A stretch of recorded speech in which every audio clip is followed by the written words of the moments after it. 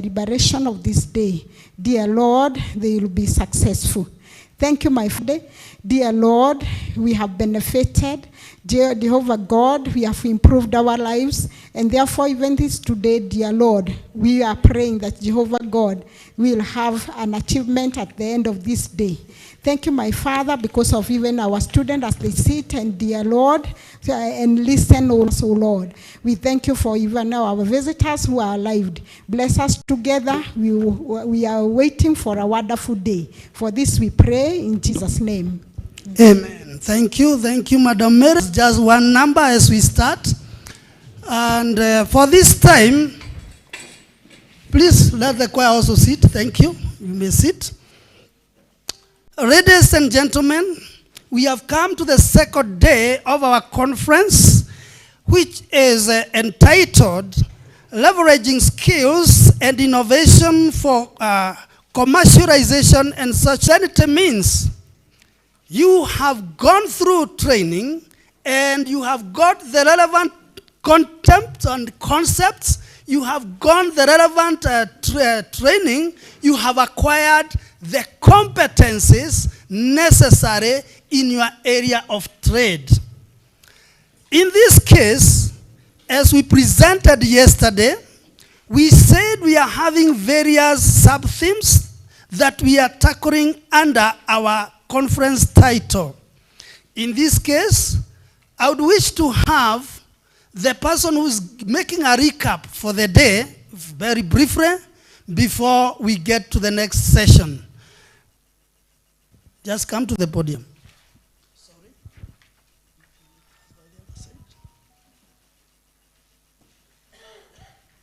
As she come, I would urge, this research is very important for each one of us, trainers, trainees, and all the other participants, because Kenya and every other nation cannot develop unless we do research and we continue sharing the outcomes of the research. Please feel free to engage us over the day, over the various activities. Thank you.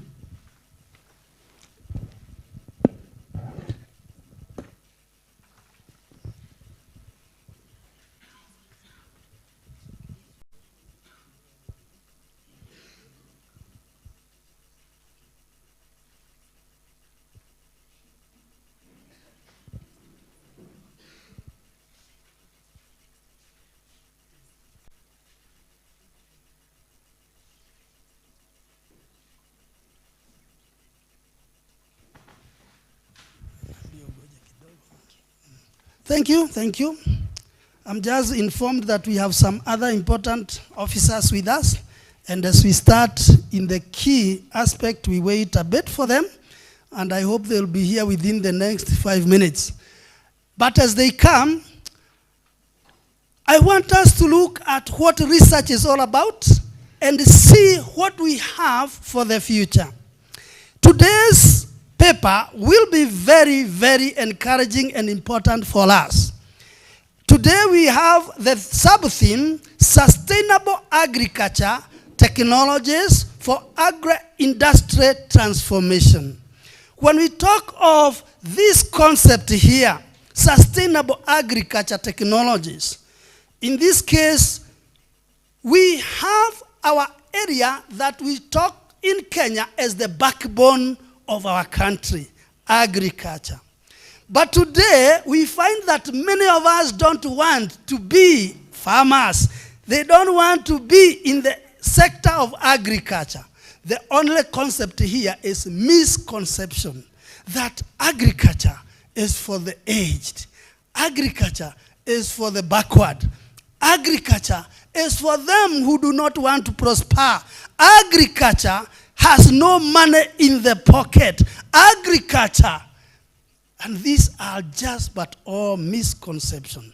And that is why today we have this sub-theme here that we need to understand how we can now be able to transform agriculture, and by use of technologies, we now be able to say we can and we desire and we yearn to become agriculturalists in our day-to-day life. You know, in the past in Nyandarua National Polytechnic, we have had students through the agriculture department who has gone abroad, and they have worked. Some have worked for 6 months, and they have learned very well. Isn't it? Them that are here in the past, you know that.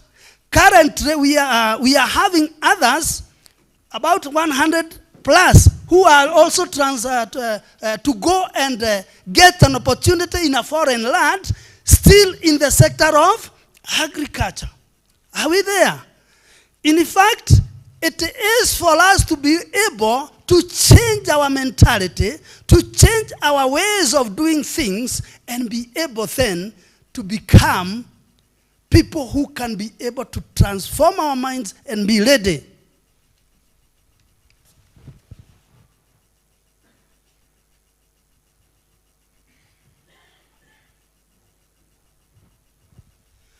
Thank you. And so it is upon us to rethink, to re-strategize, and to see the opportunities available in agriculture. We have agriculture and livestock. We have agriculture value addition. We have industrial or engineering in agriculture field. We have much more of what we can say this is agriculture based. But to me, not being an expert, I know today we are going to get from the experts about livestock, about crop, about the new methods, they call them hydroponics and others, and those that will be able to make our understanding about the agriculture sector and production of great importance to us. And for this, by the end, them that might be thinking of what course do I need, they may rethink and rechange their focus. But with this, let us first know who among our guests are in, and we give them an opportunity just to greet us. Tawasako, are you present? Tawasako, you are present? I would have given you this opportunity just to speak a word. All right? We are having KCB Nyahururu, are they in? KCB Nyahururu, are they in? Okay. We'd give you the opportunity. Pearl Hospital Nyahururu, are you in? These are some of our partners. Any other partners with us that have not captured? Any other partner with us? That we may give you the opportunity this morning just to give us a word from your area of speciality. When we talk of partners, we talk of them that always join hands with us, and with that joining of hands, we are able to become who we are. You cannot exist alone as an island. You need to collaborate with others. You need friends. You need industries. You need other partners who will be able to work with you. You cannot be an island by yourself.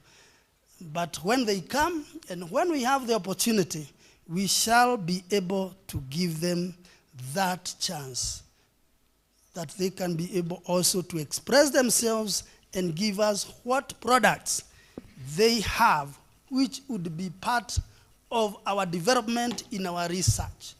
When you go to these industries or to the farms where we do our trade, you will need partners who can be able to fund you so that you can have a starter in the process you get developed. Thank you.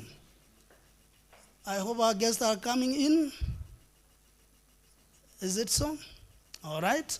So the officer, to make the recap, I hope you are now ready, and immediately they are in, we wish you come and present.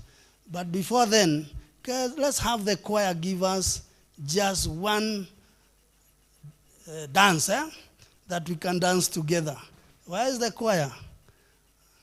Just one dance that we can dance together.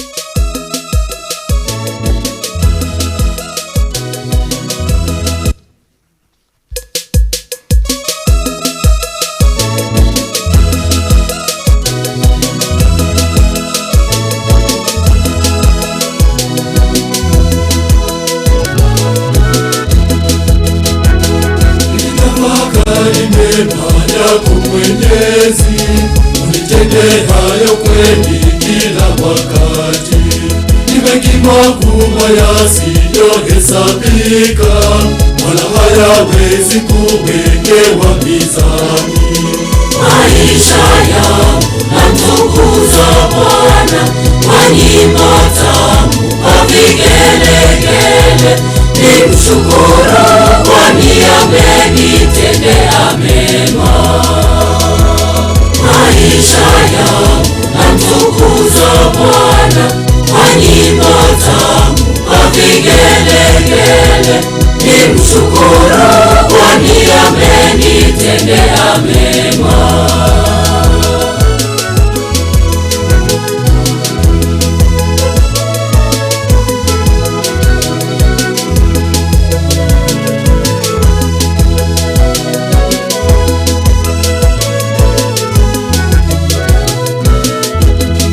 Umenikirimia baraka na neema, maisha yangu umeyajaza raha kweli.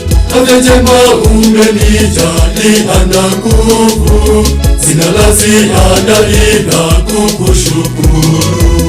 Maisha yangu namtukuza Bwana, kwa nyimbo tamu, kwa vigelegele. Nimshukuru kwani amenitendea mema.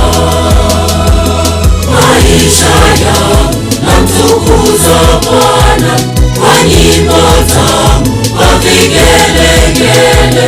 Nimshukuru kwani amenitendea mema.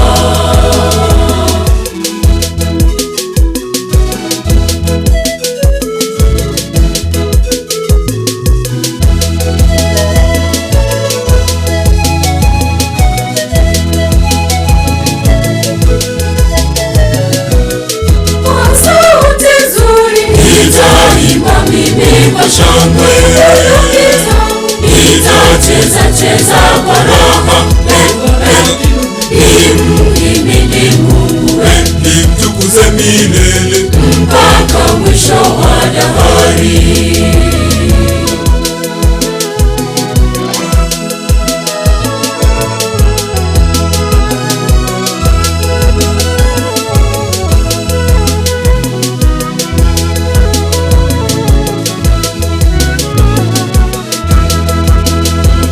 Maisha yangu namtukuza Bwana, kwa nyimbo tamu, kwa vigelegele.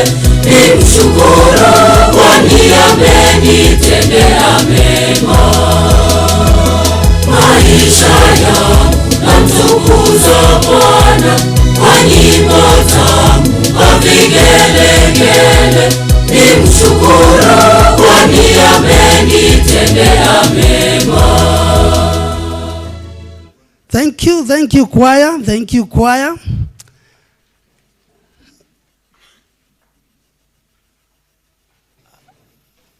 Chairman of the council, our chief principal, please welcome. And we are happy that as we start, you are together with us.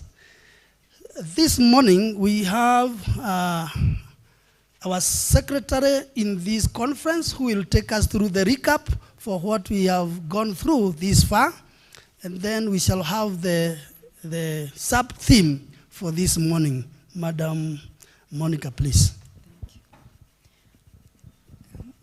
The chair of the governing council, the chief principal, the deputy principals, the HODs present, all our guests, the trainers and trainees, good morning.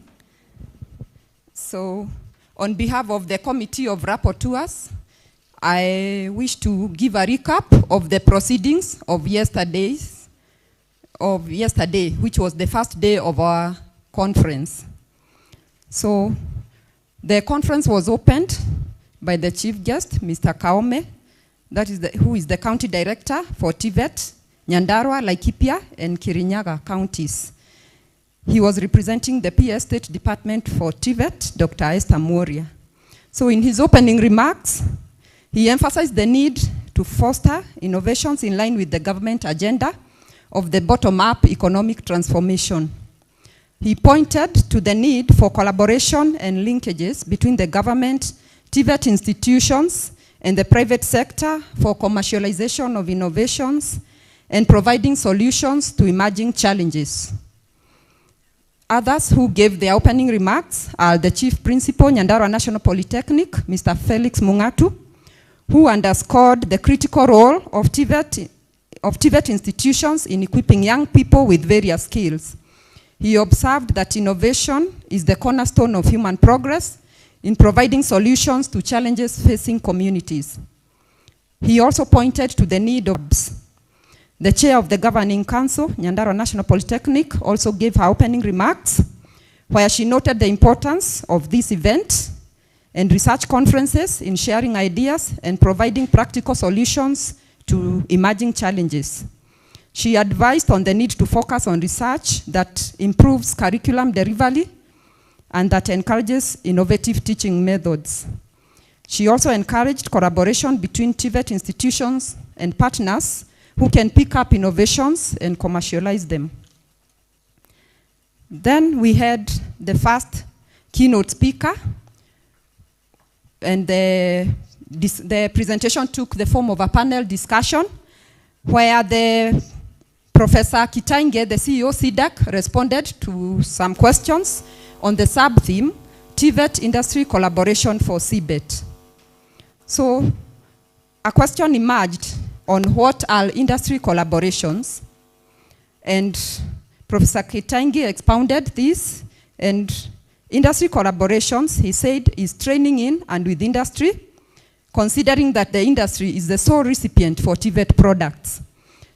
He said collaboration is important for acquisition of the required skills, attitude, and knowledge for smooth transition from institutions to industry. He addressed challenges being experienced in collaboration as a result of lack of policies. He noted that this was addressed in the report of the Presidential Working Party on Education Reforms that gave various recommendations on TVET industry collaborations.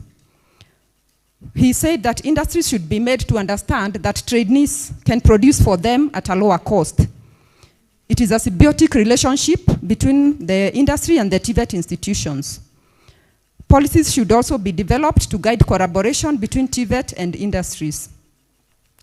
It was also recommended in that panel discussion that all government projects should incorporate a training component in order to encourage trainees in real-life projects a training component in order to engage trainees in real-life projects for them to practice and polish their learned skills. On how to address challenges in TVET industry collaborations, he encouraged streamlining dual training and change of attitude towards each other for TVET institutions and industry. For dual training to succeed, there should be rescheduling of training sessions and even timetabling so that it provides for more time in the industry.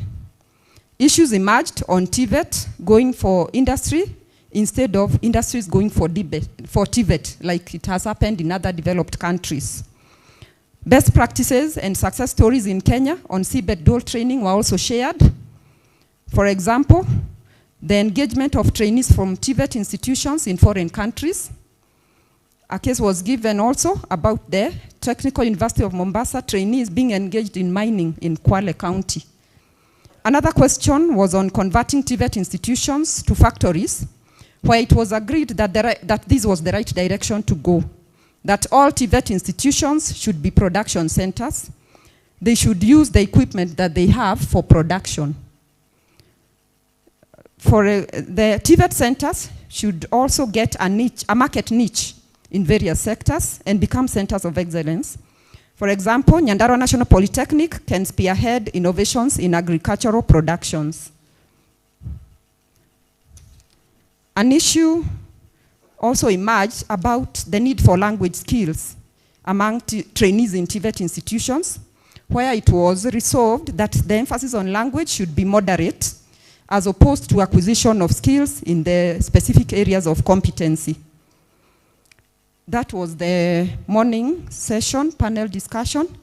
Then in the afternoon, we had other two keynote speakers. That was Madam Anne from the greening economy in the directorate at the ministry, and Dr. Claire. So they took us through the sub-theme of green economy. And we heard that greening is about efficient use of resources and sustainability. And to promote greening, there should be collaborations among different players.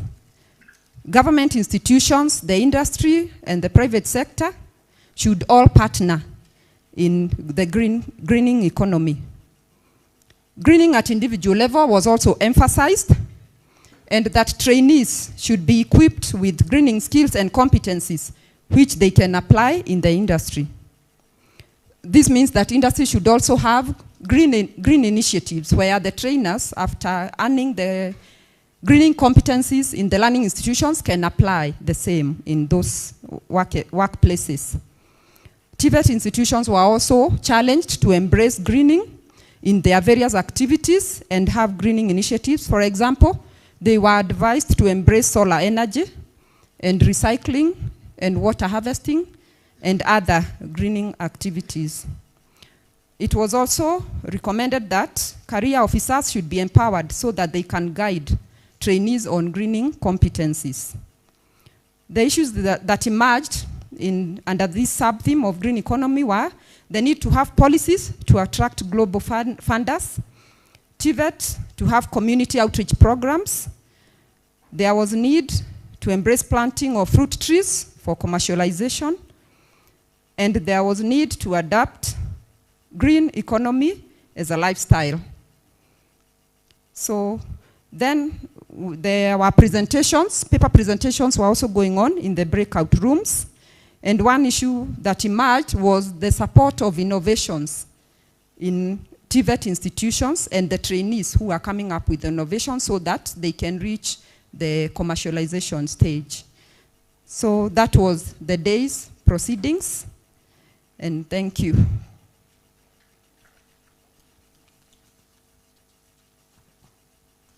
Let's clap for Madam Monica for her presentation in the recap this morning. Thank you very much. Our guests, our presenters, our keynote address officers, all persons present. Let me welcome our newest visitor with us. The newest visitor with us is the Chief Principal, Meru National Polytechnic, and we want him just to greet us briefly as we move on. Bwana Kigige. Thank you so much. I think I'll just stand here. The chair of the council and the chief principal of this beautiful institution. And thank you so much, Bwana Deputy Principal, and other colleague trainers and guests and trainees. Good morning. My name is Mutembei Kigige. I am the Chief Principal of the Meru National Polytechnic. I came to participate in what is happening here, and it's beautiful. Thank you so much. Welcome, sir. Thank you. Thank you for gracing this occasion, even for coming to participate with us in this great conference, our second international conference. Having us been told of what a key driver towards industrialization in the production department, in the industrial approach to training, and even in the production in the various industries. Well, we can see the floods and the devastation we are coming from, even as a country, Kenya. And we can be able to say, yes, we need to go green if we are sure to be able to change the environment and the nature reacting, the mother nature reacting towards the exploitation we have done. It is true. And therefore, we now come to today's session, the sub-theme, Sustainable Agriculture, Technologies for Agro-Industry Transformation. I believe each one of us has great expectations that this sub-theme, as we do justice to it, by the end, we shall be able to see and chart the way forward of how we are going to develop our agriculture and for the sustainability due to technologies that we apply. To do this, I'm not an expert, but we have the expert. And today I want to introduce our panelists who will be presenting us or taking us through as the keynote address to this area. None other than Mr. Zachary Nyaga. Please, Mr. Zachary Nyaga, come to the podium. And our moderator, Dr. Kanyi, please come to the podium.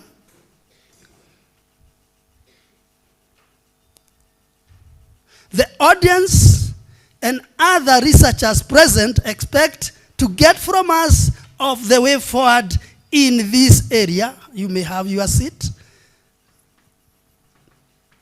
Thank you. I wish they are given the mics. The keynote addresser today, Mr. Zachary Nyaga, is a research scientist working with the Kenya Agriculture and Livestock Research Organization, KARO.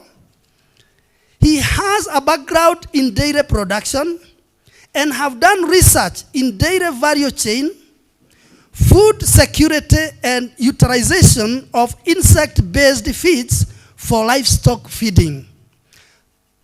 He has been attached to KARO, Nyandarua, but currently is undergoing, is called to the national office to undertake some programs in agriculture, of which he may expound further for us. And I want to take this opportunity just to lead ourselves to clap for him as I hand over the mic to, or the podium to the moderator so that he can direct us in this program. Let's clap for our keynote addresser this morning. 1, 2, 3. 1, 2, 3. Welcome our key presenter for this session. Dr. Kanyi, you can take over.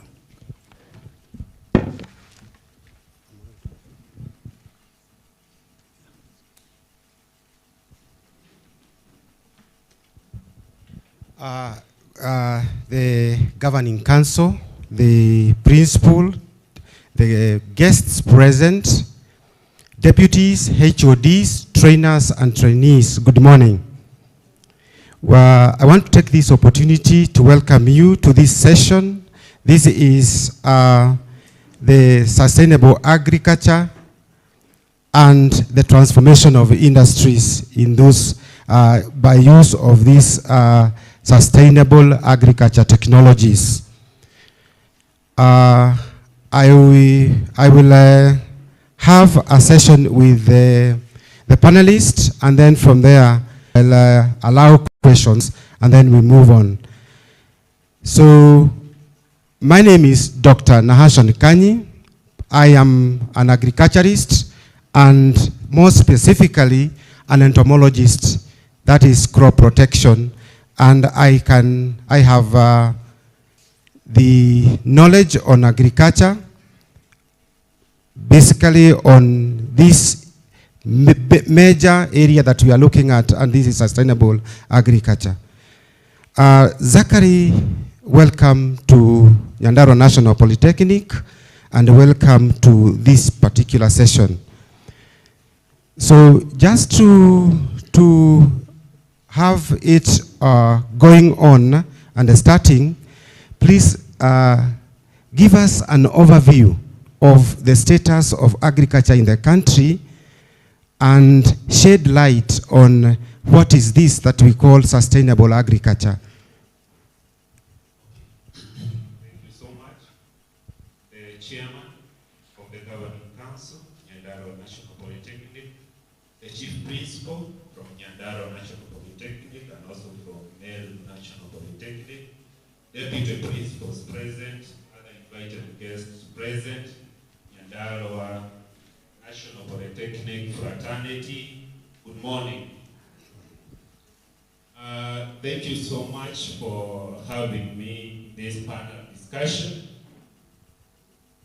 And I think the issue to do with sustainable agriculture is well thought and timely, because we have the issues to do with the climate change. I will start with giving the status of our agriculture in the country.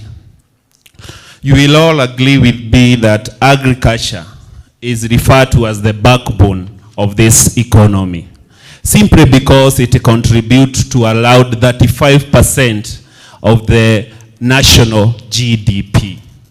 That translates to about a third of our Kenya GDP. Another issue is that in terms of employment, it employs about 3 million people directly. So it's a very critical industry. Another issue that we must all agree is that our population is growing. Currently, we are at 54 million people. By 2030, projection shows that we are going to be allowed 58 million. By 2050, we are going to be allowed 97 million people. Our agriculture sector is stagnating. So we need to come up with the solutions that will help us to address the issue to do with food security and issue to do with agro-industry. Another issue is that about 4.4 million people in this country are faced with what is called acute food insecurity. So that is just an overview of our status of agriculture. And you will all agree with me that we need to put something so that we can be able to transform our agriculture, and particularly the issue to do with food security. I think the theme is also in line with the government of the day agenda, that is better, bottom-up economic transformation agenda, and also in line with World Bank programs such as NAV CDP, which focus more on value addition and also increased market participation. Now, we come to the elephant of the day. What is this we are calling sustainable agriculture? It is those agricultural approaches that focus on the present without compromising on the future needs. Yes, we have the issue of food insecurity as a country. It is true. But what we are doing in agriculture, we do not need to compromise about the future generation. And that's what simply sustainable agriculture is. Agriculture contribute largely toward providing raw materials for our industry and also giving us the market for agro-processed products. So it's a very critical industry, and the sub-theme is well timely and well thought of. To add on that, what are these technologies, agricultural technologies, that will be able to support the sustainable agriculture? I will categorize them into three. One, they must be environmentally friendly. Number two, they must be socially viable. And number three, they must be economically viable. So we are talking about technologies that are environmentally friendly, socially and economically viable. That's what I can be able to explain about sustainable agriculture. Thank you. Thank you, Zachary, for this insight that you have given the congregation. Now, I would want also to get into the objectives of this sustainable agriculture. As a research institution, you have had technologies that support the sustainable agriculture, and you have carried out researches on such technologies. At this level in TVET institutions, what could you advise the trainers and the trainees at whatever level of research to carry out some of these sustainable agriculture technologies that can help in maintaining or supporting this sustainable agriculture? Okay, thank you so much. When we talk about sustainable agriculture, TVET institutions are the key drivers toward realization of this. And one of the areas in which TVETs can play a very critical role is to ensure that these technologies, which I will be able to expound maybe later, they are well commercialized. We have a lot of technologies, but are not commercialized. So I will challenge the TVET institution to make sure that we commercialize these technologies. Number two is to ensure that these technologies are well disseminated. When we as research institution do our research activities, we are not the implementers. So there is that gap between the research institutions and the farmers who are the key toward agriculture. So TVET institution can come in so that they can be able to help in the dissemination of this information. Thank you very much. And to be a little bit specific on such areas, and talking about particularly on pests and diseases control, because some of these pest and disease control methods are part of what we train in TVET institutions. What particularly would you say that this or that pinpointing are sustainable agriculture technologies in that particular area, please? Okay, thank you. I will just highlight some of the technologies that we can say they are very sustainable. I will start with the issue to do with soil and water management. We are faced by the shortage of water. We need to come up with technologies that will address this problem. And one of them is water efficient drip irrigation systems. Number two, when we talk about the soil management, we talk about soil testing technology and soil amendment technologies. Farmers are still not doing this, and we need to address. Because of the issues of the fertilizers, we are faced as a country that most of our soils are very acidic. So we need to do a soil testing so that we can be able to amend the soil condition. Number two is the issue to do with disease and pest management. It's not all about the chemicals. we have biological ways in which we can be able to control the diseases and also be able to control our pest. I will give an example of maybe what it have when we call about the IPM, Integrated Pest Management Practices. A good example is that potato can be intercropped with what we call as managu. Because when we come to the issues of the disease, they will go more to the managu and not to the potato. So you are not using the chemical, but you are using this approach so that we can address this issue of using the chemicals. At the end, we are able to reduce the usage of the chemicals. Another technology is the issue to do with the agroforestry. The government of the day has given us a target. By 2030, we should do this number of trees, maybe per county, per location, or per what. So, is it about the trees? I think for me, it's not about the trees. We need to have this incorporation of the agroforestry where you integrate crops, livestock, and the trees. Because the farmers will have a diverse income and you will be able to manage your soil fertility. I think with that approach of agroforestry, then we can be able to have sustainable agriculture. We must focus on policies.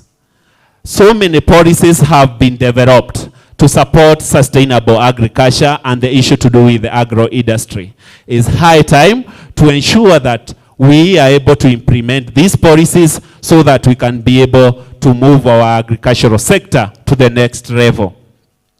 I will just highlight some of the technologies that Carlo has been able to develop that support agricultural sustainability.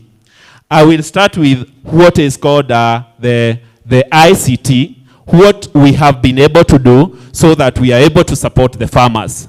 We have been able to develop what is called big data, which is hosted at our Carlo headquarters. This information captures the farmer's detail, including the number of acreage and the type of crop that they are able to do. This will help when we are doing programs such as subsidies of the fertilizers and other inputs. So this is a very critical document that will help to address the issue to do with agricultural applications by Carlo and try to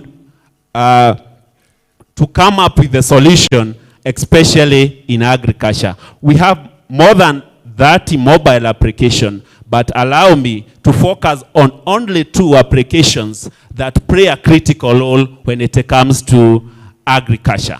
One of them is CAOP, Kenya Agricultural Observatory Platform. This is a platform where a farmer is able to get the predictions of the weather, and not only the predictions of the weather, also the agronomic aspect. So farmer is well advised on when to plant, when to harvest, all those activities. Another one is the selector. This one is a big data that has also been developed by Carlo, and is very critical because the farmer is able to know which type of crop, which type of animal, which type of pastures am I supposed to practice in my farm depending on your location that you are in. So those are our contribution, especially when we come to the issue to do with ICT. Another issue is about technology, innovation, management practices, teams. Carlo, we have been able to develop more than 20 teams to more than 20 value chain. So when we are talking about technology, innovation, management practices, we are aligning ourselves to add climate smart. And what do I mean by climate smart? Climate smart, we focus on 3 objectives: to increase productivity, to have resilience, and number 3, to reduce greenhouse gas emissions. So all our teams have focused on climate smart agriculture that will be able to address this sustainable agriculture. We cannot talk about sustainable agriculture and agro-industry transformation if we don't mention about value addition. Statistics show that about 30% of our produce go to waste. I will also challenge the TVET institution to ensure that we face this issue of value addition heads on so that we can be able to address the issue to do with food insecurity.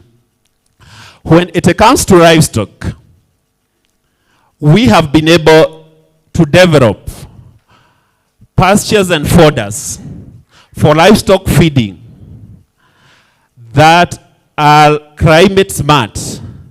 And I will just give an example of a grass known as bracharia, which has high ability to sequence the carbon, and by that we are able to reduce the greenhouse gas emission. We have also been able to develop feed formulations for different livestock categories that are well balanced. And when you balance your feeds, you are able to ensure that there is proper utilization of these feeds, so issue to do with the greenhouse gas emissions will be very low. Cattle are known to be one of the most contributors when we come to the greenhouse gas emissions. And that's why we have also focused on what is called forage-based feeding system. We have that perception as a country to add the concentrate feeding system. It is a high time we also embrace what we call forage-based feeding system. What is forage-based system? Is that when you are doing your feeding to the livestock, you focus more on forages that are high nutritive value rather than the concentrate. With that, you are going to make sure that the cost per liter, or what we call as the cost of production, will be as low as possible. So for farmers, it will be very sustainable for them. Number two, when it comes to the emission of these greenhouse gases, they are very low. Another thing we have done is that we have been able to develop breeds which will be able to mature within a shorter time, and also we have been able to develop what is called probiotics. Probiotics are just additives into our feeds to serve a certain purpose. So we have developed probiotics that will help in feed utilization in your animals. We have also been able to develop vaccines so that we can be able to face this challenge of cattle mortalities. And a good example is a vaccine known as Mogoga cocktail, which is done to prevent a killer disease known as East Coast fever, which causes deaths to about 10% of our herd in the country. We have also embraced what is called insect-based feeding system. A good example is the cricket and also the black soldier fly. We have relied much on soya, cotton seed cake, sunflowers, and the rest. And remember, by embracing insect-based feed, then we are able to reduce the competition also with the humans. So we must also work on insect-based feed, and also there's an area which also TVET institution need to focus, not only for feeding the livestock, but also for feeding our human beings. I will finish with looking at some of the biotechnologies that have been developed, and I will highlight them in a short time. One of them is the banana tissue culture. We have the BT cotton. We have pyrethrum, which is high yielding and also have high pyrethroid content. We have maize varieties also, which will take a shorter time and will serve different purposes, starting from feeding human beings to silage making for the livestock purposes. Let me stress on rice varieties that have been developed, like the Kwaboka variety. This is a variety that can be planted even in uplands and require low moisture content. So from the traditional planting or agronomic aspect of rice, we use the flooding method. But we have been able to develop varieties that will be able to work with very low moisture content, and by this we will be able to address the issue to do with the food security. I think those are just some of the technologies that are in line with sustainable agriculture that will be able to help us to transform our agricultural industries. Okay, thank you very much, Zachary. You realize that Zachary is insisting on use of environmentally friendly production processes, or in crop production and in livestock production. And particularly so, he has mentioned that it is not all about chemicals, because some of the chemicals leave the residues into the soil, leave the residues into the crops, and these residues find their way into the trophic levels within an ecosystem, and we can also find ourselves as human beings feeding on the same. Therefore, we really want to insist on lowering the pollution levels on the farm, and particularly so our soil, in terms of production processes. That is why we have talked about the use of botanicals in pest control and disease control, cultural methods like intercropping.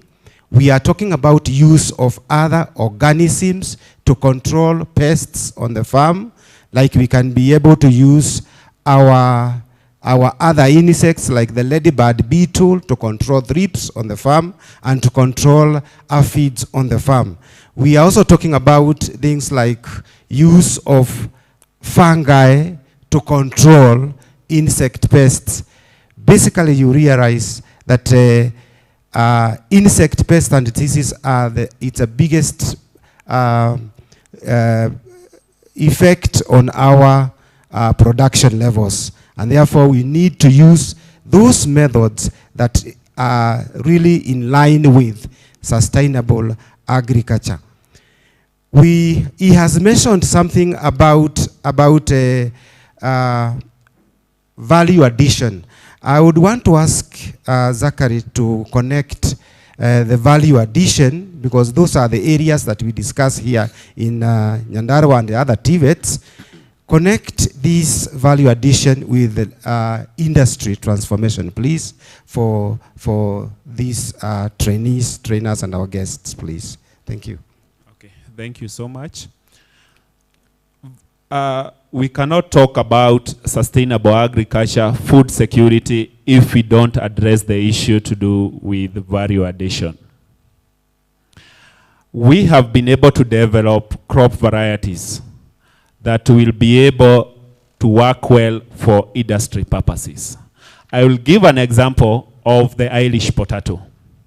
We have the table varieties that are good for cooking. We also have varieties for processing purposes.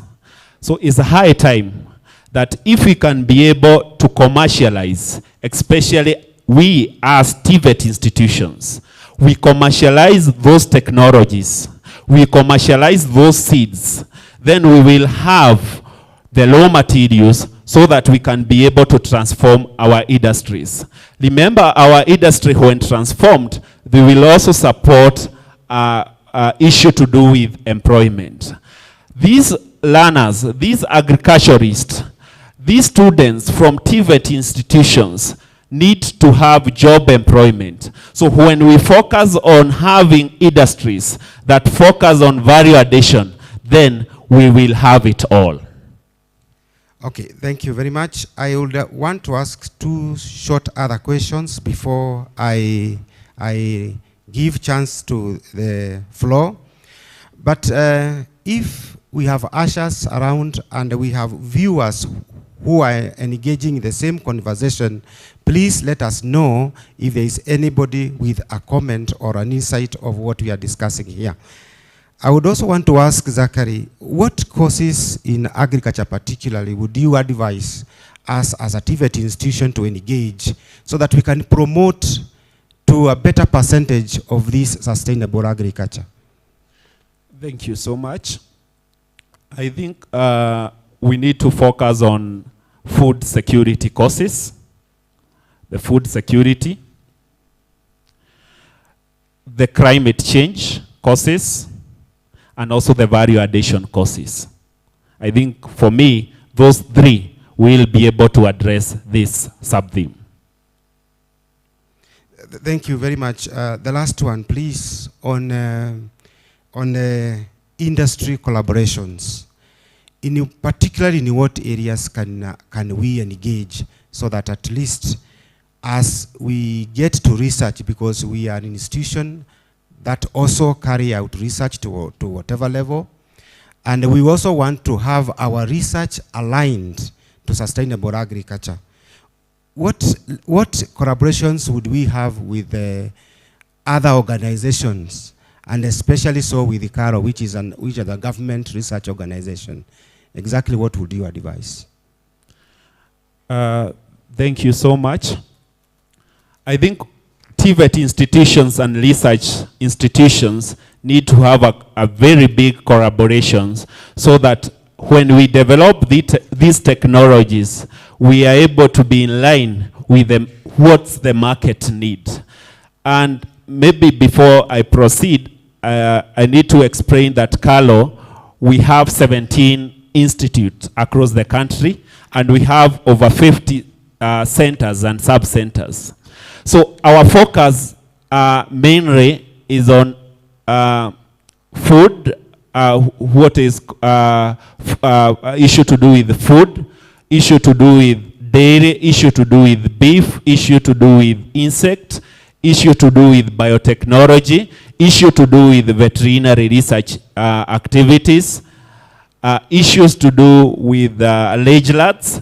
So I think it's a very wide range of research that we can be able to collaborate with the TVET institution. And our recent institute is the Mela Research Institute in Lalemelu.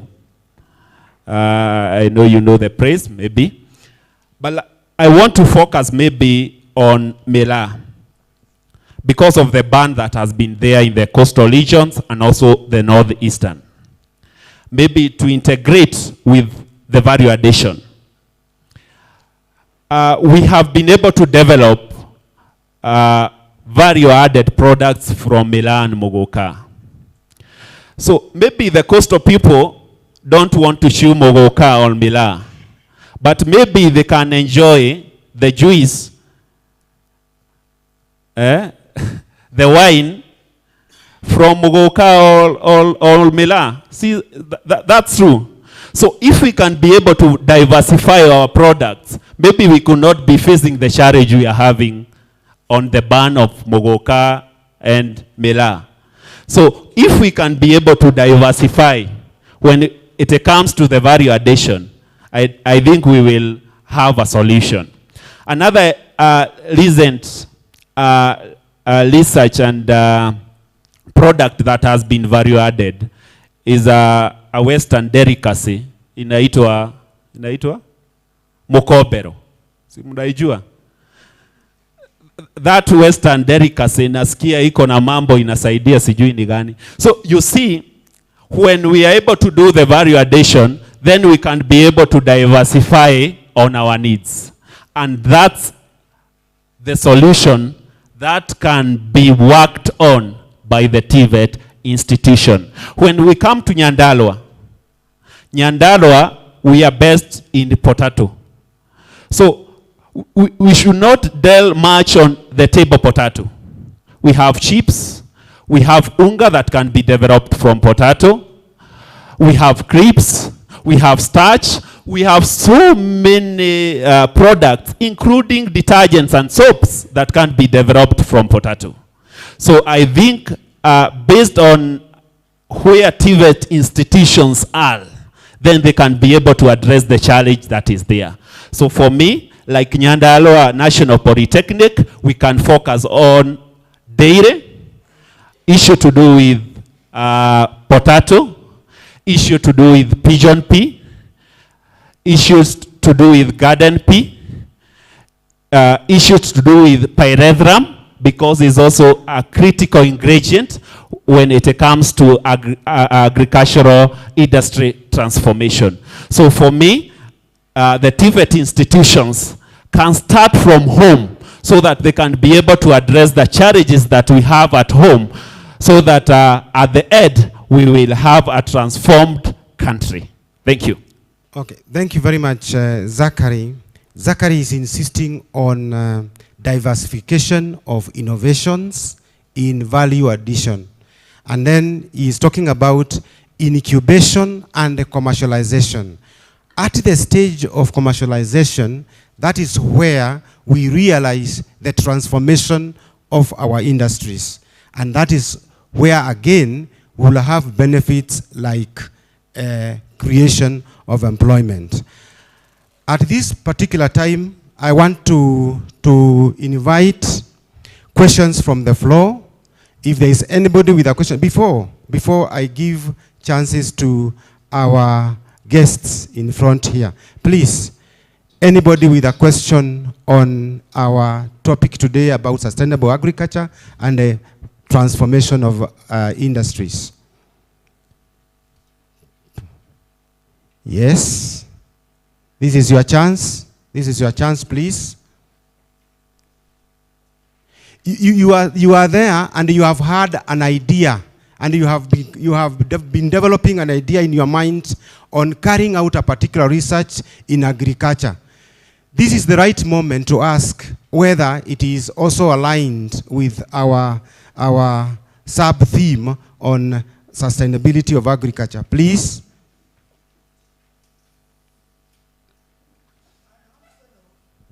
Yes, Daktari.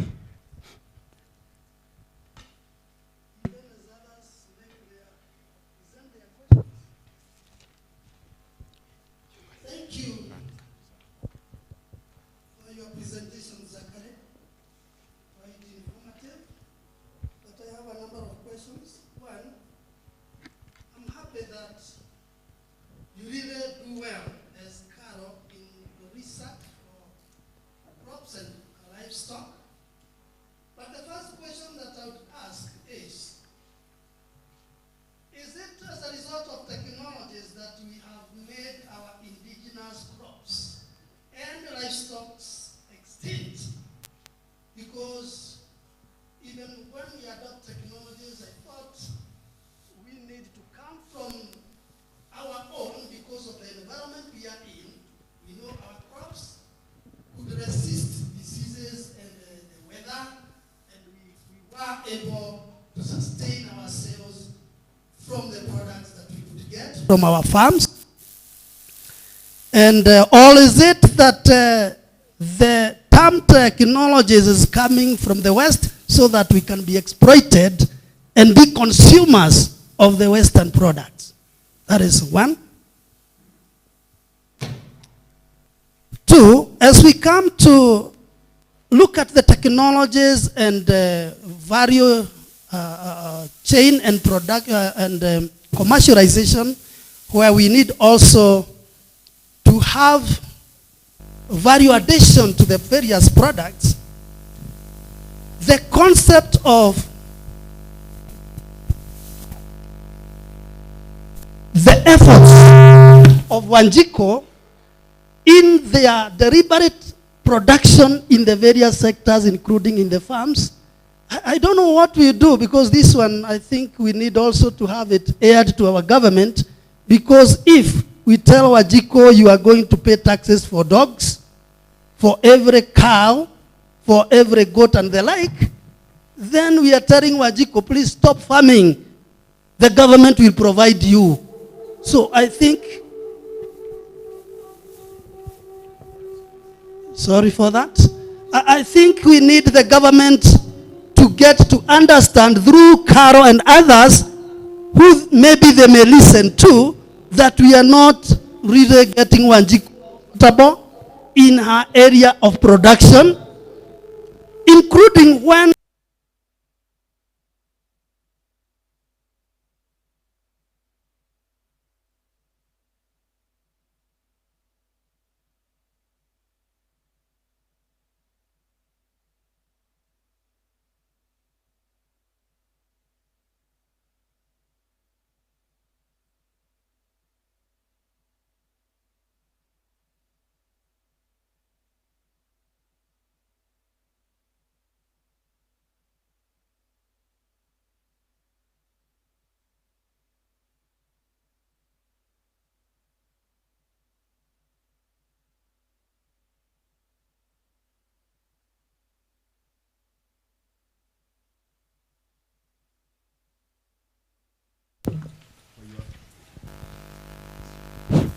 Thank you for your question, especially on the indigenous crops and livestock.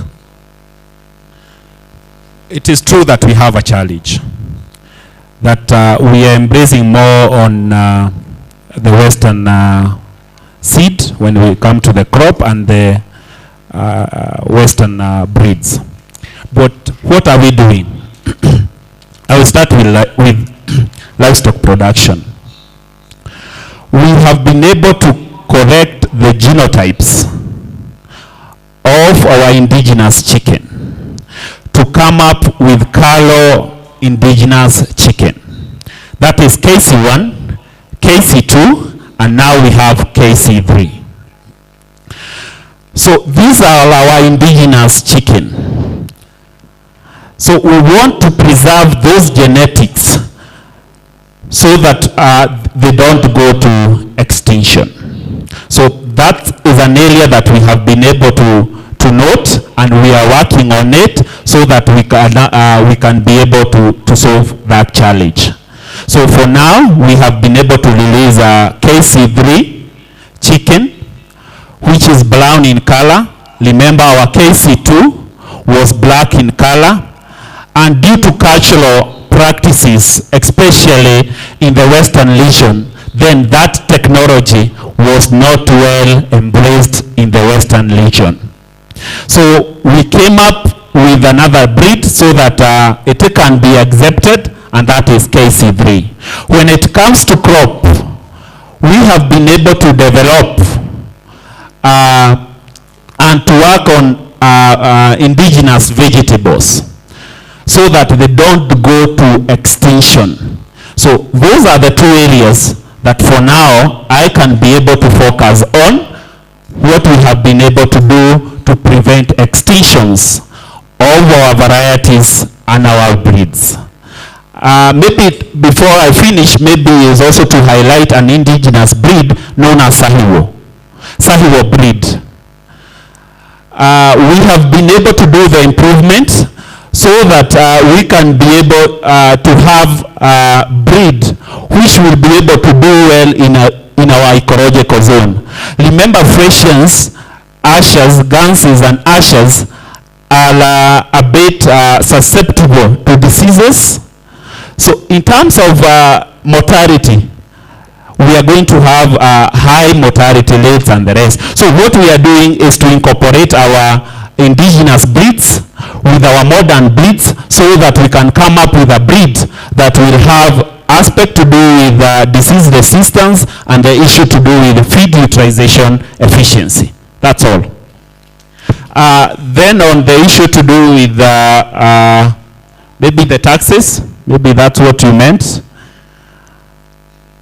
Yes, I think the government need to come up with policies that will attract our farmers to go to sustainable agriculture. So we must have incentives so that even the investors who are doing crop production to support our agro industries don't go to our neighboring countries such as Uganda, Tanzania, and the rest, because you will realize the cost of producing maybe soya here in Kenya is very expensive as compared to our neighboring countries. So I think the government need to come up with policies that support agricultural activities in Kenya so that we can make sure that our cost of production is as low as possible so that we can be able to have a competitive edge with other neighboring countries. So thank you very much. Zachary, do you have another question, please? A concern from the floor? Yes, yes.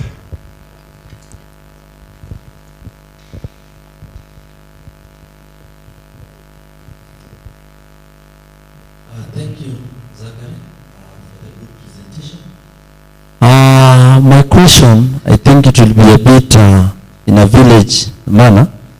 There's this plant that farmers have tried to get out of it, but it's still cropping it up every now and then. I don't know if we can have a value addition on it, if it has benefits to human. It is called tafifi in village. I have tried to look for its English name, but I have not found it. So I think it is Luzans, Oxalis. Thank you. The Oxalis. Can it have a value addition so that we can have sustainability? Thank you. Thank you so much. I think it's also a challenge, especially to we as research organization. What we have been able to do is its utilization when it comes to livestock feeds. But we have not been able to develop value-added products from it. So that's a challenge to us. Thank you. Okay, thank you very much. Do we have another one? I don't want to close anybody outside. We will have that particular question there, and then Daktari will finish with his two questions. Okay, thank you very much. Sawa, thank you very much. Good morning. Mine is one question I have.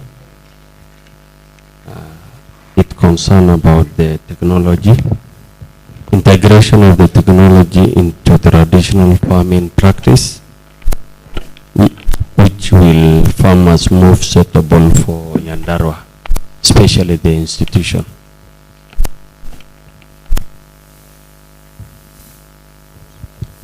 Thank you.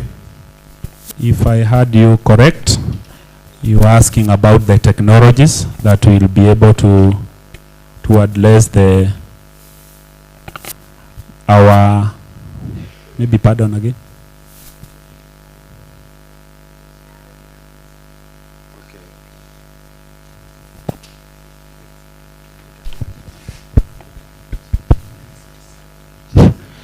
So let's have more questions coming so that we can be able to answer them, all of them at the same time. Okay, yes. Thank you so much, our panelist, our moderator. Thank you so much. And I believe my question will be the same to my council. Yes. So I'm from Polytechnic College, and we are currently having a research in our school.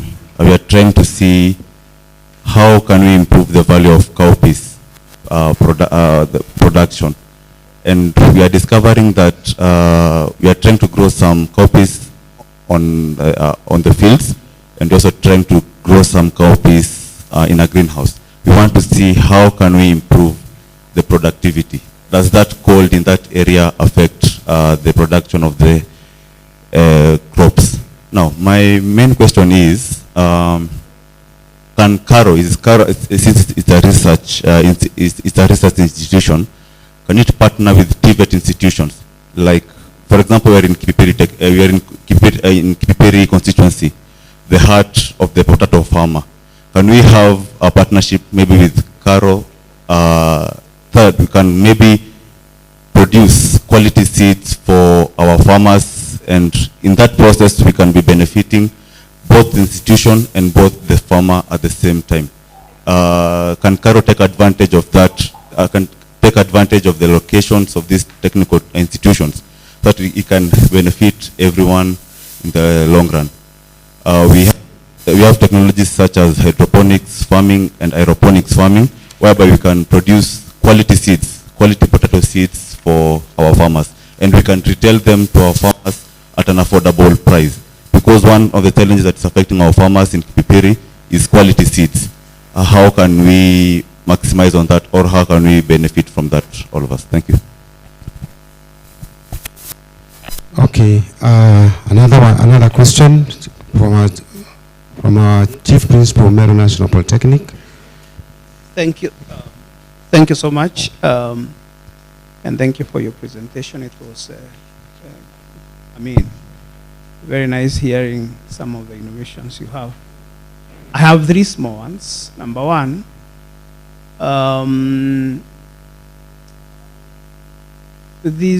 you have just said that about 70% of our crops go to waste.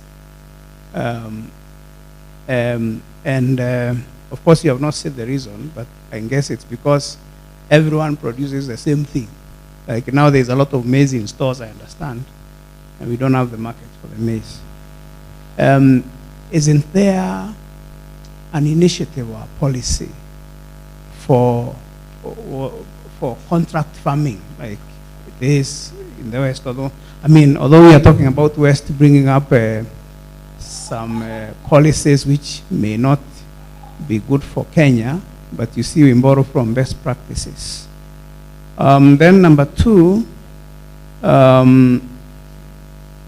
do you have any, or is it not in your docket, any policy strategies to deal with the Asao region? Because I think the Asao region, there is a way, like in the northern Kenya, we can make it highly productive. I know like tomato does very well, fruits do very well, and so on. What initiatives are there to improve the northern Kenya? Because the land is getting smaller and smaller where we are living, yet there's a lot of land out there. Number 3, at the Meru National Polytechnic, we are trying a product we are calling the Pomato. That is blending tomato and potato, which has really worked. But we actually do not know which variety of potato will sustain the tomato until it produces maximally.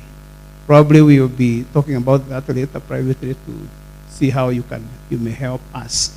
And this being a potato growing region, then they would really benefit immensely from that kind of innovation. Thank you. Thank you very much. Then we can also have from the Chair Governing Council. Thank you very much. For me, mainly I want to comment on the session that we have just gone through, and then I have maybe one or two small questions. First, that was a very interesting session, and the presentation was actually very interesting and has expounded a lot on sustainable agriculture. You started off by telling us the status of agriculture in the country. So I think my first question would be, or rather my first question is that you said we have 4.4 million people with acute food insecurity. What is Cairo or the government doing to address that issue? Because you've told us all about having socially viable projects, environmentally viable, so you're reducing the costs of things. As you presented, you talked about cost reduction and all that. So what is the government doing to address that 4.4 million people who are facing that acute food insecurity? Then you told us you talked very well about soil testing, and and amending the condition, because you said we mainly have acidic soil. Now, when you discuss soil testing, that uptake for soil testing is very good in big farms, the big farmers. But what about the small-scale farmers? Do they even understand what is soil testing and amending the soil? Are you penetrating the majority of farmers in this country? Because majority of our farmers are small-scale farmers who are found in the rural areas.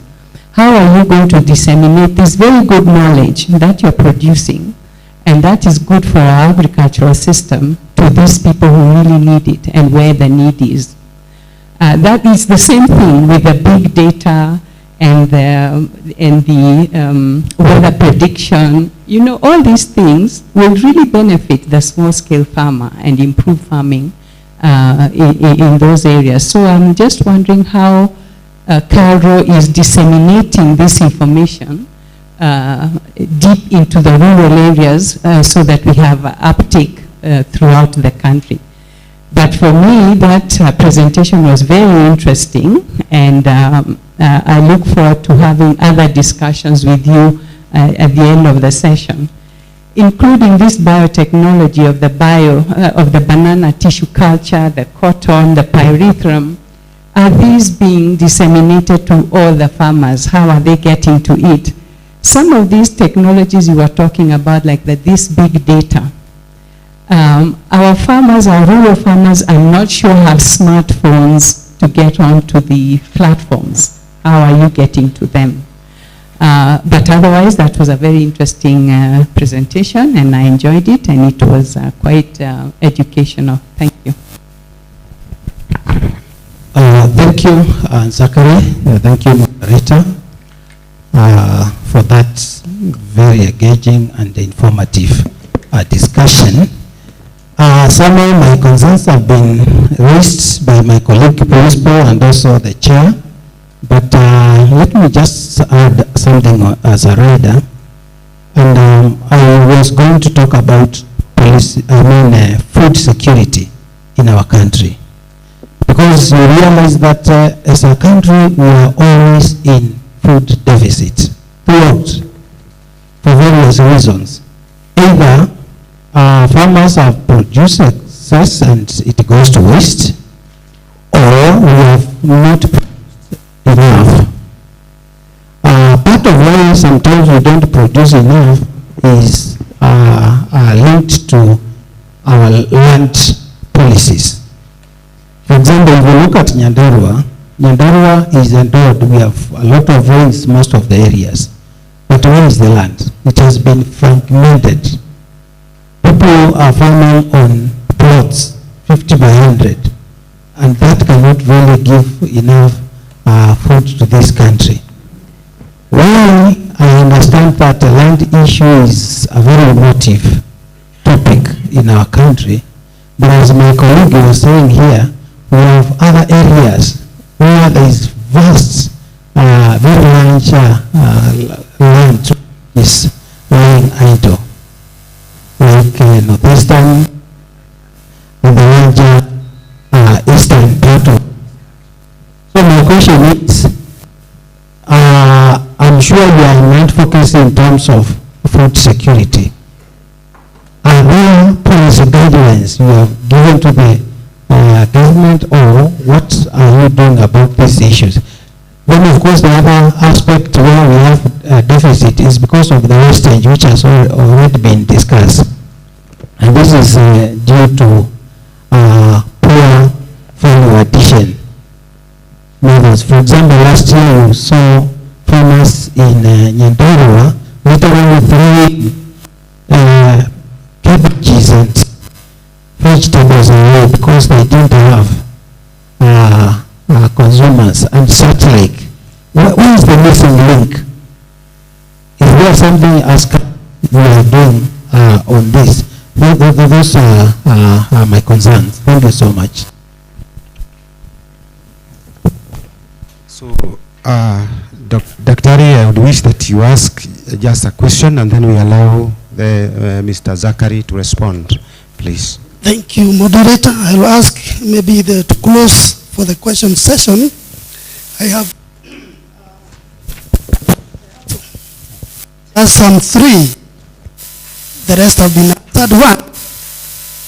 1, we have seen the innovations.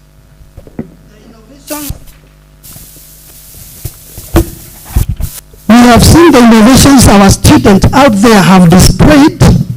For example, they have this packaging system where they can say the water, the milk and other can be packaged without being contaminated. That is in their innovation.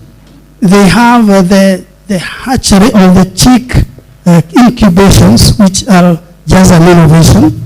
So my question is, CAR as a research and for the 2, the crop and livestock, how do we incorporate the TVET innovations that are coming up very well with our trainees into your research and have them as adopted by the government and other users who may now commercialize for the students these innovations. 2, we have the products that are banned by international organizations or countries, and in this case we have seen that some of the fruits that can be sold out there must be certified and labeled with their systems of labeling, whereas we in Kenya consume these products, and maybe some of the chemicals used are produced from the foreign lands. Why do we have these allowed into this country for us to use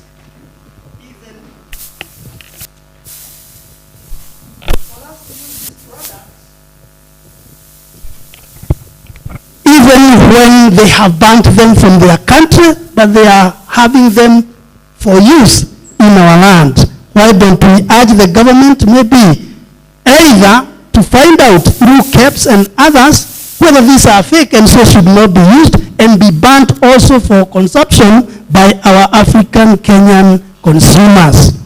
So it means here the country and the world speak double standard, or either they are subjecting Wanjiko into death, and that is why later we are talking of getting some medicines from their countries. And finally, this may be beyond your jurisdiction, but the government need to understand and hear in such a conference. 1, when we have a concept of fake fertilizers, which now makes our farmers, whatever they had prepared to get as from their lands, just destroyed. For example, we need Caro and other researchers go to the market, go to the field, find about the productivity that is happening after the use of the fake fertilizer. And as you have said that about 4 million are at the masses of the gods because of poverty or lack of food.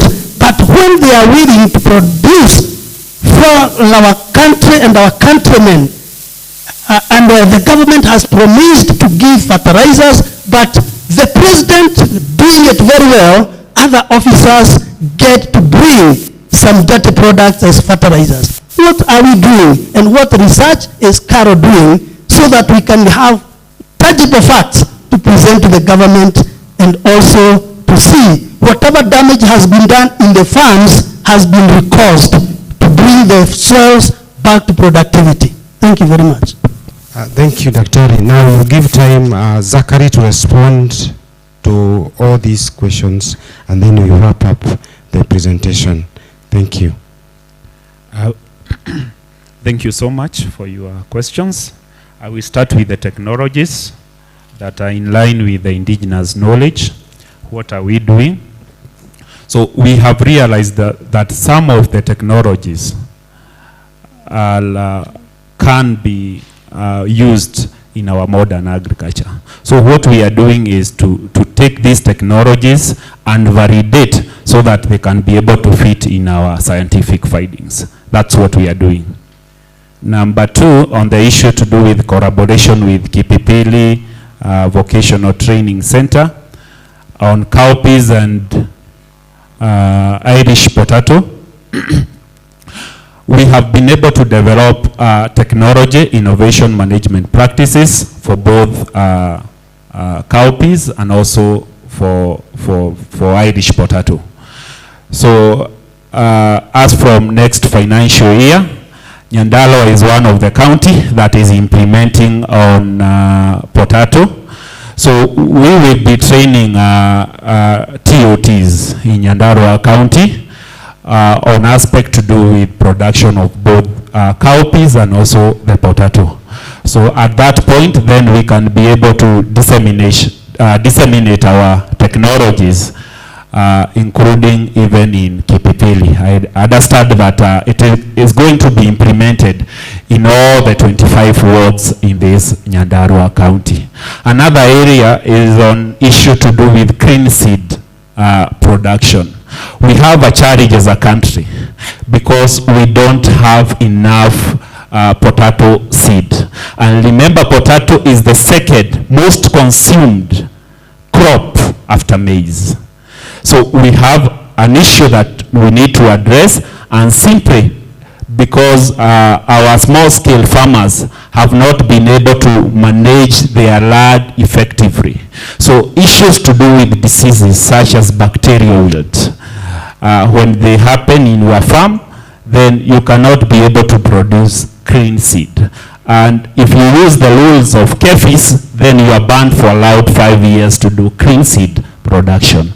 So I think it's a challenge, not only for CALO, but also county government, technical institutions, and also government institutions to make sure that we work on multiplications of the seed so that we can be able to give our farmers clean seed. What also we have been able to do in the potato value chain is that we have been able to develop more varieties, and I will stress more on a variety known as Wajiko, which is an improvement of Changi. Most of the people have relied much on Changi, but now we have a new variety known as Wajiko, which is a bit high yielding, and when it comes to the issues to do with diseases, it is a bit resistance. So it's high time also we embrace those varieties that are a bit resistance to diseases. But because I think of the culture norm, we are still in Changi variety. Meru National Polytechnic principle, I talked about 30% is what go to waste, not 70%, 30%. We need to address the issue of post-harvest losses. That's where we have the challenge. I will give an example of maize, which is majorly consumed in Kenya. Our annual requirement is about 53 million bags because statistics shows that we need to consume 1 bag per person per year. You will realize that we can produce as much as possible, but from the farm, we are going to have post-harvest losses. During the storage, we are still going to have post-harvest losses. You have even heard at the government cereal boards that some of our maize are condemned because they are found to have aflatoxin. That is one form of post-harvest losses. What has CALO done? We have been able to develop additives that can be added to our maize immediately we do the harvesting, so that we can address the issue to do with aflatoxin. They have that ability to be able to suppress the aflatoxin concentration. Remember, we cannot address the aflatoxin 100%, but we have that threshold that is accepted for consumption, either through livestock or through human beings. Remember also the issue to do with aflatoxin cannot be addressed only to humans. It is also addressed even to the livestock value chain. Because if we don't address at the end, we are going to consume products from our livestock. Call it milk, call it meat, call it beef, mutton, whatever, chevron, and the rest.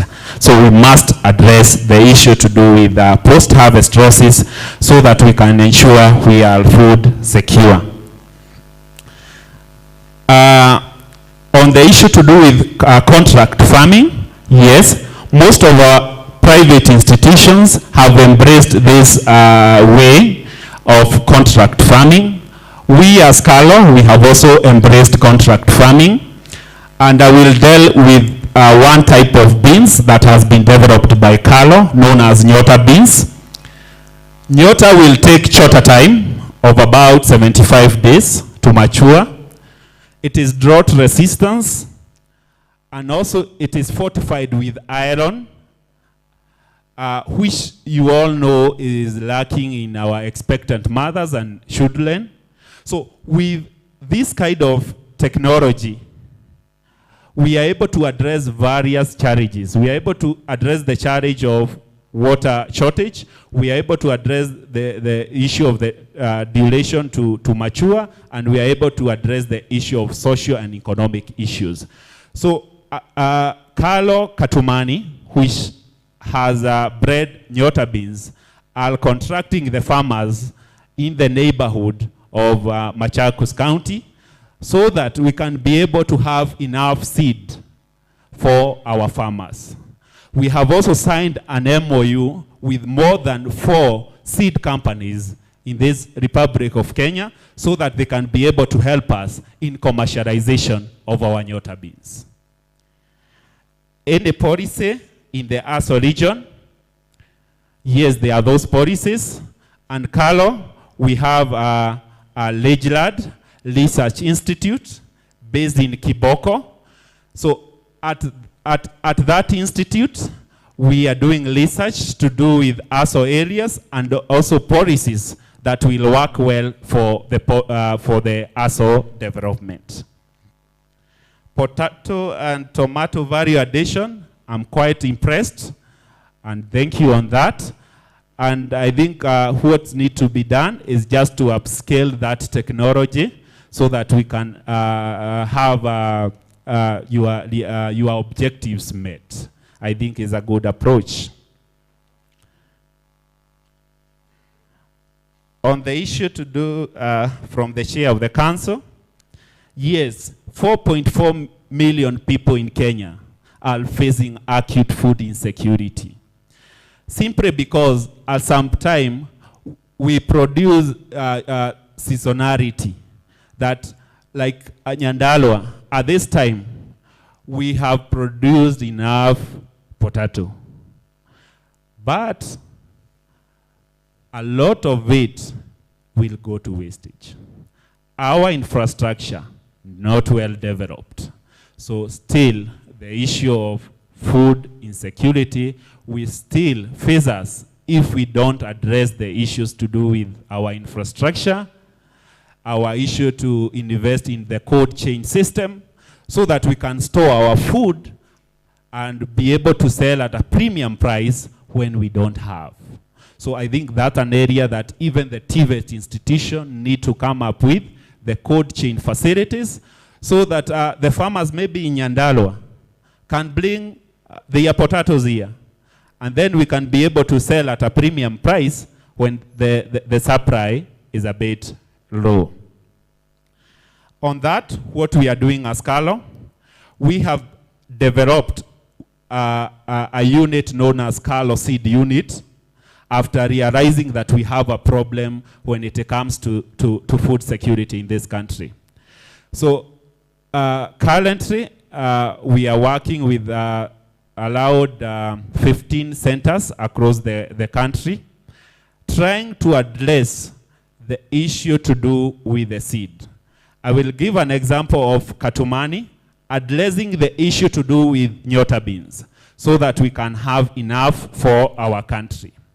We have Carlo Jolo, doing wheat breeds, including Joro 2 varieties, so that we can be able to support our farmers. We have Carlo Moya, doing rice production and coming up with varieties such as Kwaboka varieties, which will do well not only in Moya, but also within other ecological zone. Kalo Kitale, we are doing maize production, and mainly we are doing KH varieties and composite varieties, so that we can be able to address the issue to do with the maize. When we come to Kalo Kitale, we also have the issue to do with cassava. When we go to Kalo Alupe, we are working on crops that produces oil, so that we can be able to transform our agro industry. So those are just some of the areas we are doing so that we can help this country to achieve food security and be able to transform our agro industry. When I stress on the maize, we have relied much on what is called hybrid maize. We have developed composite seeds that can be used by farmer for a longer period of time by recycling them. So you don't need to go to the chemical dealers to buy every year. So that's why we have came up with composite varieties. A good example is a code hybrid composite that can do well here in Nyandarua, known as HAC, high altitude composite, that is good for silage making and also good for maize production. When we come to soil testing and amending, is a technology that we are trying to disseminate to our farmers through all our crop modules that we are discussing.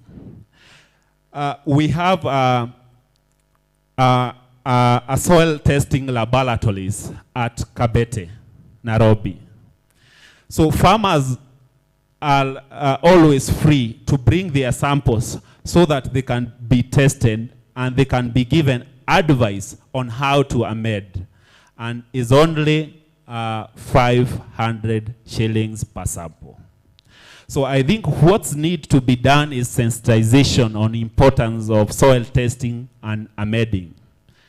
Another issue is also the TVET institutions. We collaborate so that we can come up with technologies that can be able to test your soil at your farm and get the result immediately. Some of the machines are there, but they are expensive. So if we can be able maybe to collaborate, then I feel we can be able to have a cottage type of machines that can have ability to test and give you a result at your farm without moving maybe to Nairobi and the rest. Also, we are involving the county government across the country so that they can do soil testing in bulk for their farmers. We correct and is taken to our laboratories, is tested, and then the agricultural officers in the counties can be able to interpret the advice or the recommendation that is given by those who have tested the soil. But all in all, we still have private institutions that are also doing soil testing and giving recommendations. Another question is how Kalo is disseminating its technology. I have already explained that one way is trainings on technology innovation management practices, that one way. Number two is partnering with other stakeholders like the seed companies so that we can be able to commercialize our technologies. A good example is ADC, Kenya Seed. We have been able to collaborate with them and we have been able to help each other when it comes to technology. Principal, Nyandarua, National Polytechnic, on the issue to do with food security. Yes, true, we have a problem because only 20% of our country land is viable for agriculture. Only 20%. 80% is mostly the ASOs and the rest. So we need to come up with the technology so that we can be able to upscale the food production in the country. We need also to implement policies that are there, especially on land use. A good example is what you have elaborated on land fragmentation. You will realize that counties like Nakuru, counties like Nyandarua, they are classified as high potential areas. So they have that potential to help us in food production. But what is happening? We are doing land fragmentation, so the land cannot support agricultural activities. I think we need to implement the policies so that we come up with policies that will support the land use utilization.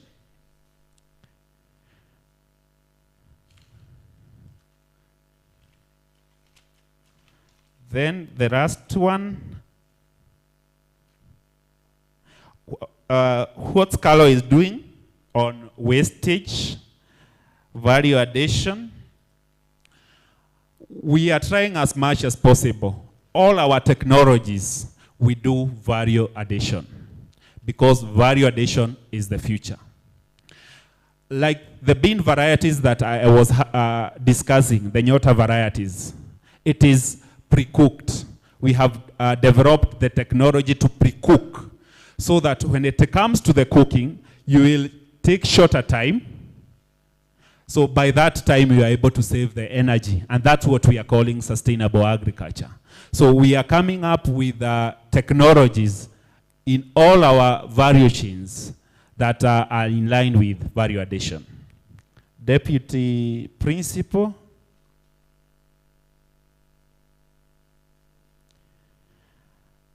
The technologies that are being displayed by our institutions, including the processing system, the chick hatcheries. I think that's the best approach that we can help in agricultural sustainability. We don't need to have a big industry like this loom so that we can talk about value addition. Just a small loom, a cottage industry is enough to transform the value addition sector. So for me, when we call it industrial transformation, let us not focus on the big thing about industries, what we know about industries. Let's focus from low going up, from bottom going up, and that is embracing the cottage industries. On our product, I think as a country, we need to have policies, especially on traceability.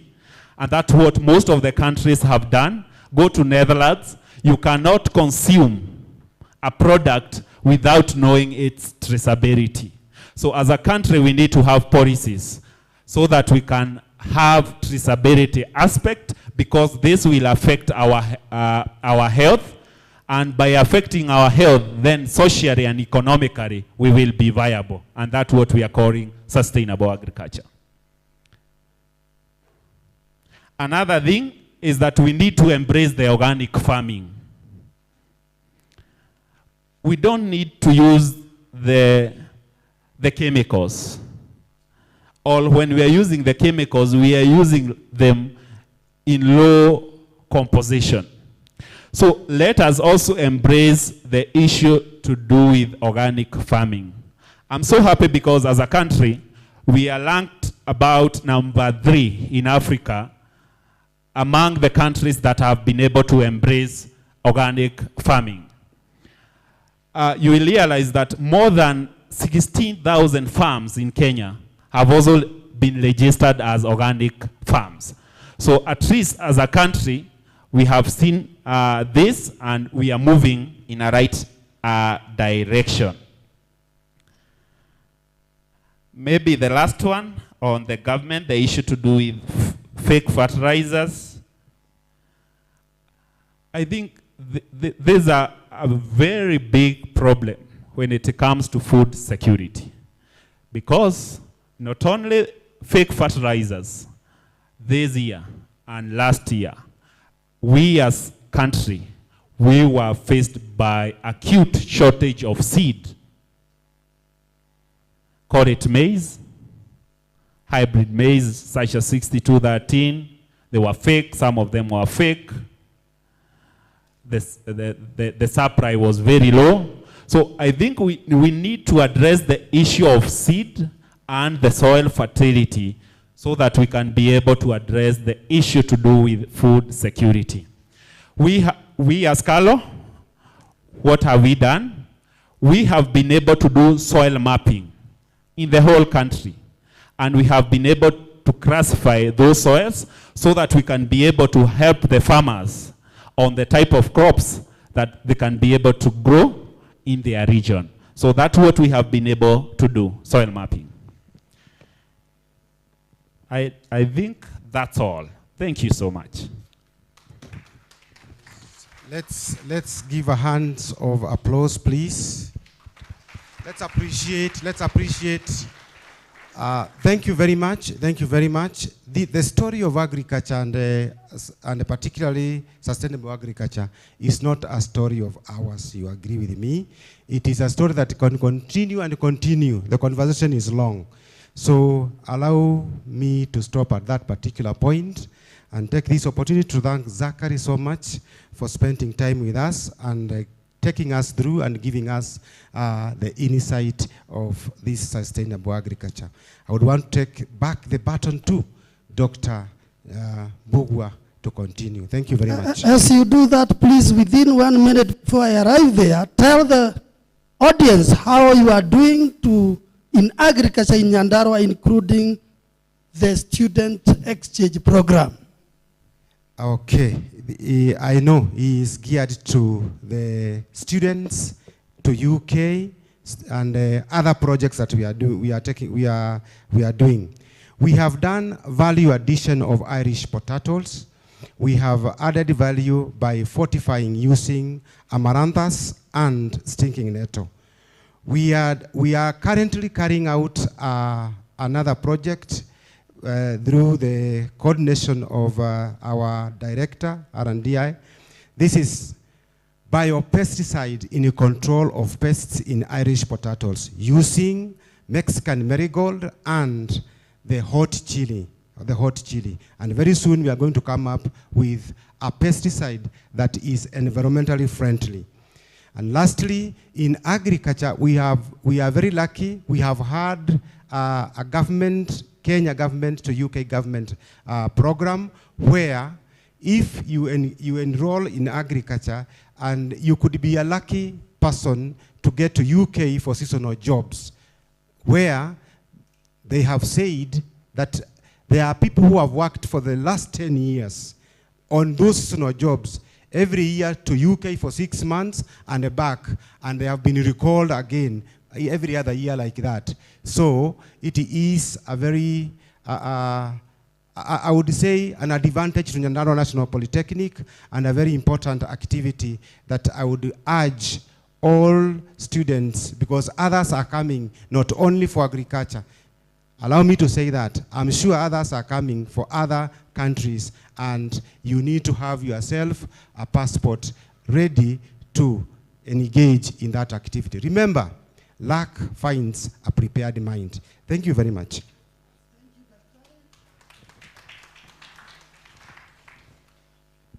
Thank you, Daktari, as our moderator, and Mr. Zachary as our keynote speaker, and I believe we have acquired very much.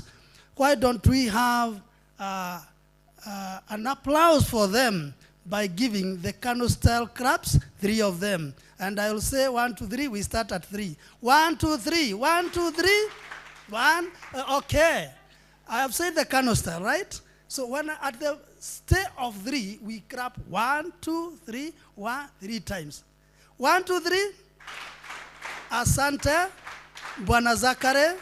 na Dr. Kanyi kwa kupresent very well. Thank you.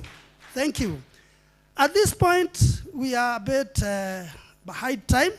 I would only ask if we have Tawasako just a minute to give a concept of your trade. Tawasako, are you around? Tawasako, okay. I wish they are here. I would give this chance to KCB Nyahururu if they are in, just a minute to express or make a pronouncement of what they do. These are our partners. I wish also to ask if we have PAL, Nyahururu Hospital, to also give us a word of their product. Is there any other collaborator with us who is present in the room? We don't want to close any. If none, we thank you all for being in this room. All of us have gained a lot, and we thank God that He has given us this chance that we may enlighten ourselves even of what is happening and the threats in agriculture in Kenya and the world. What we have been given is not just for our country, it is what globally is happening. And so without much ado, I would ask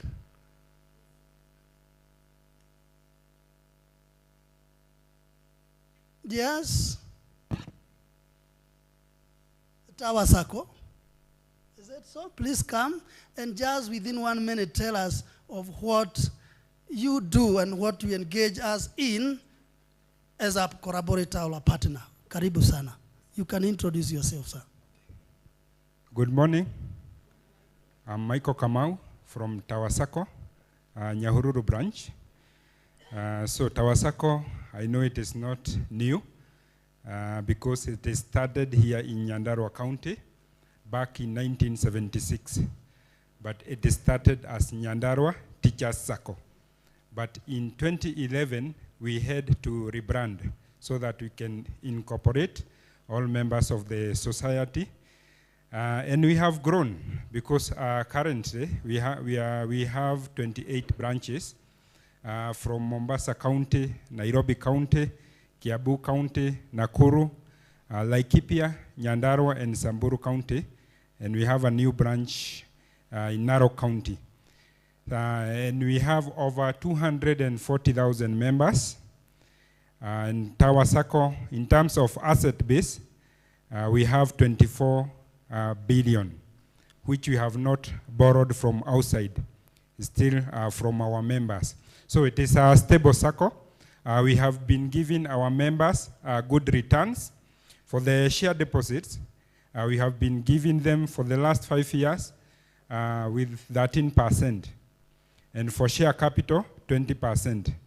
Actually, if you look at the statistics, we were ranked number 3 last year. The circles that gave members with the highest dividends, because the first one gave at 22% for the share capital, and us we gave at 20%.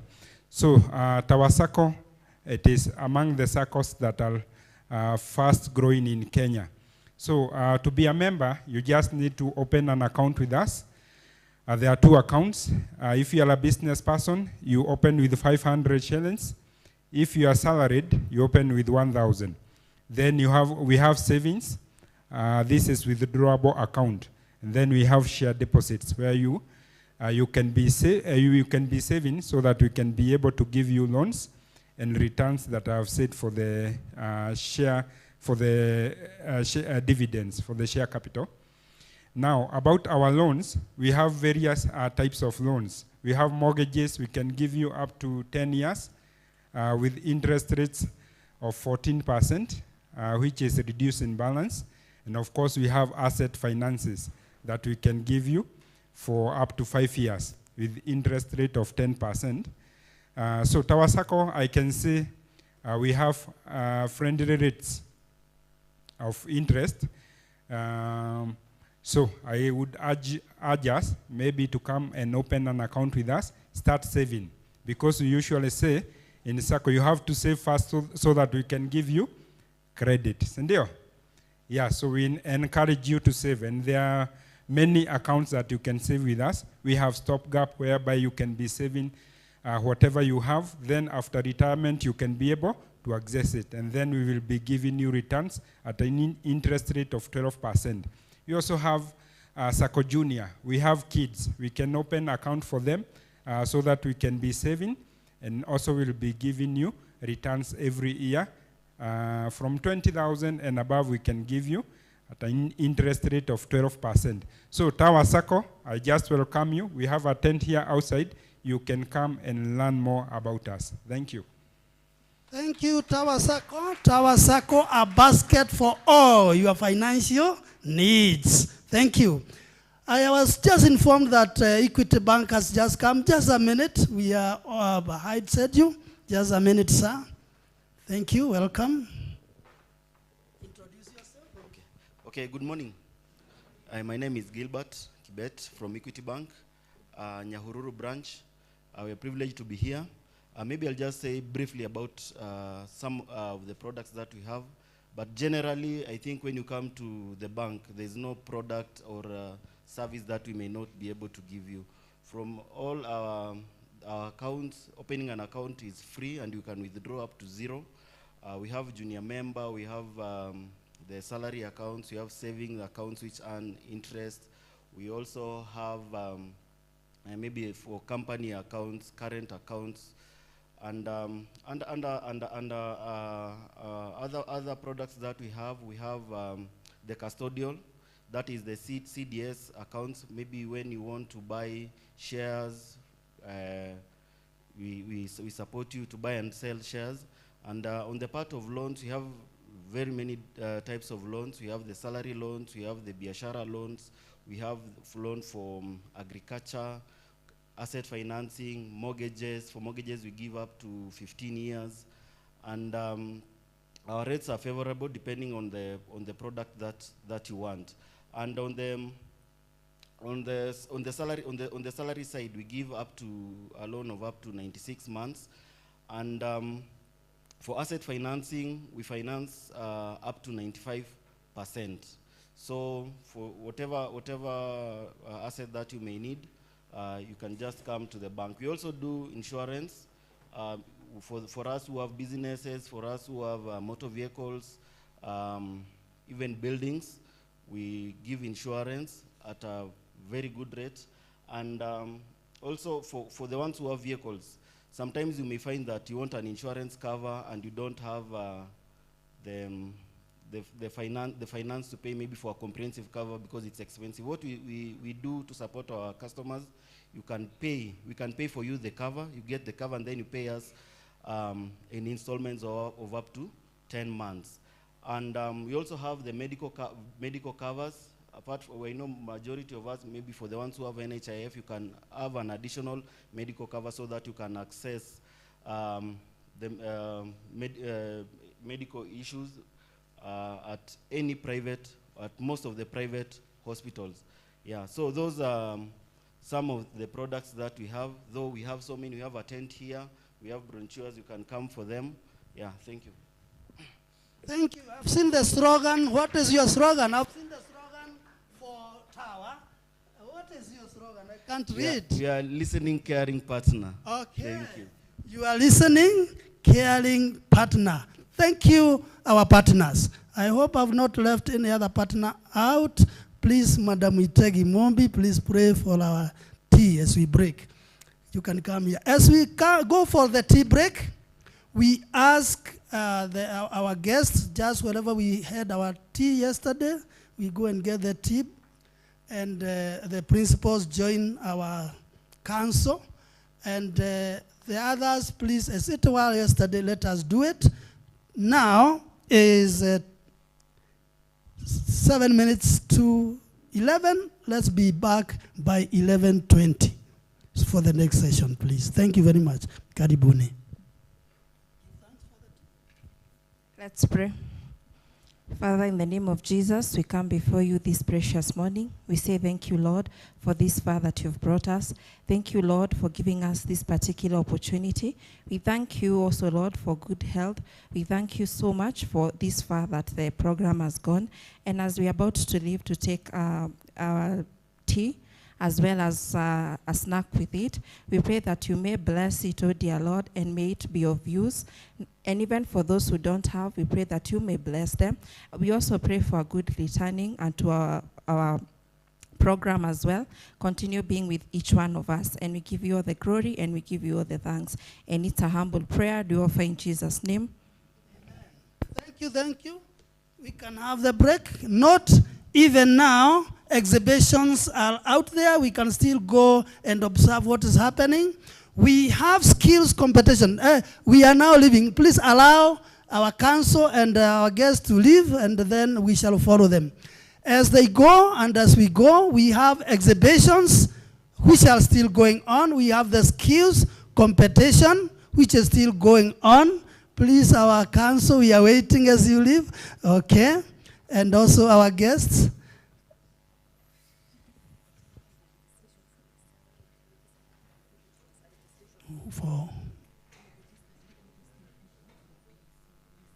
They can do it. You can. Please, I'm told there is some registration going on. If you have the form, you can pass it in front. If you have the forms, you can pass it in front. Our students, we appreciate, and I believe you are getting much more. We still have another session. After this, in the afternoon, we have 4 breakout rooms where there are papers being presented. Remember, we are training you to be researchers. We are training you also that after we leave this office, after the researchers leave the office, you are the one to take over. So it is good when you participate, including getting to the breakout rooms this afternoon where papers are being presented so that you can listen and you can also participate through questions and then or giving you the ideas of what you think about various matters. In all the 8 themes, we have, or sub-themes, we have presentations that are taking place in the afternoon. The choir, we pray that you'll give us, okay, the dancers, we pray you'll be here giving us the dances. Even as we come in, then you can go for a tea break then. So for now, it's tea break. We urge you to visit our skills that are being presented, to visit our innovations that are being presented. Please welcome after 11:20. Let us continue with this program. Thank you.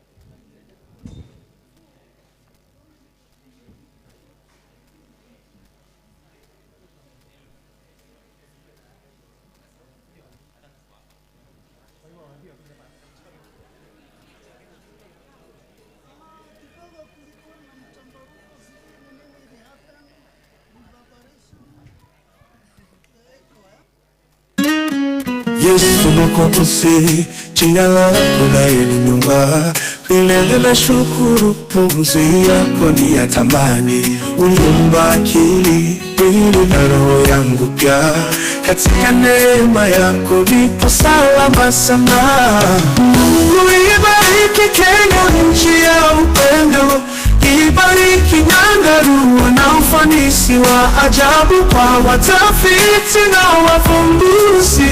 Tunaimba sote, karibuni nyumbani, sifa zenu zipae juu.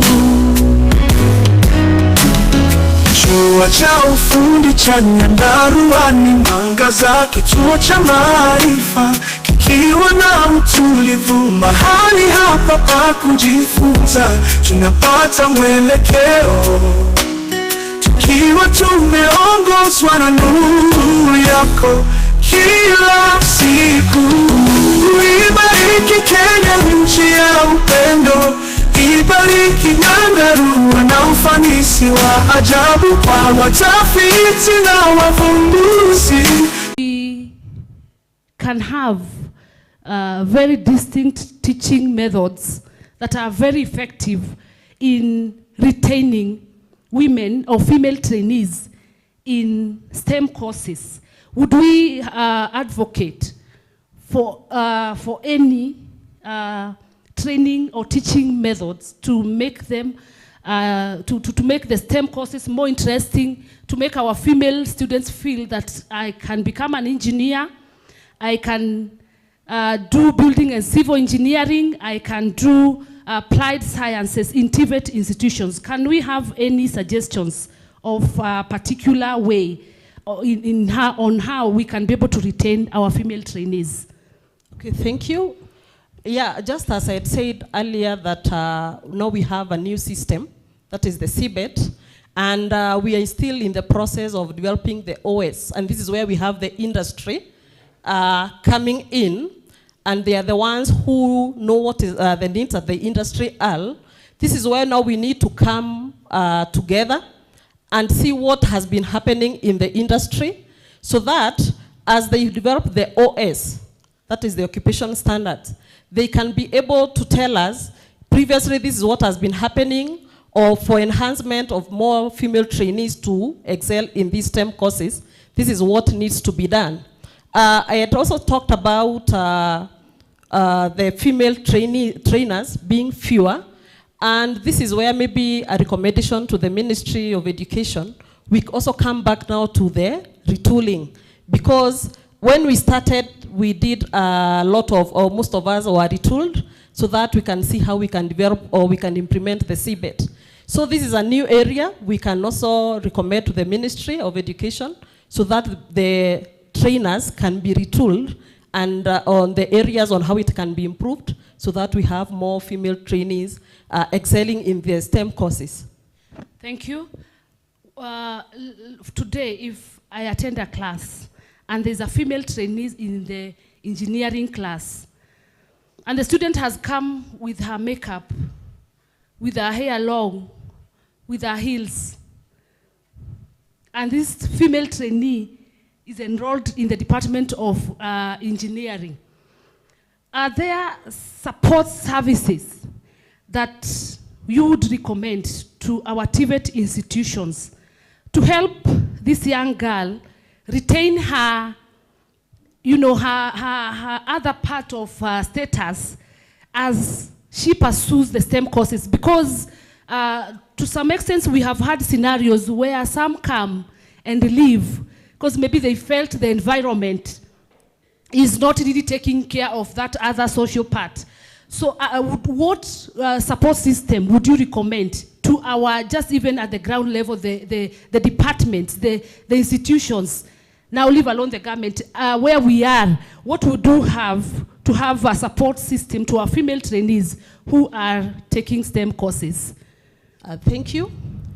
Yeah, this is where we have a major challenge, and I believe most trainers or most administrators here can agree with me, whereby we have a student who is doing maybe agriculture, and we expect them to go to the farm and do the practicals.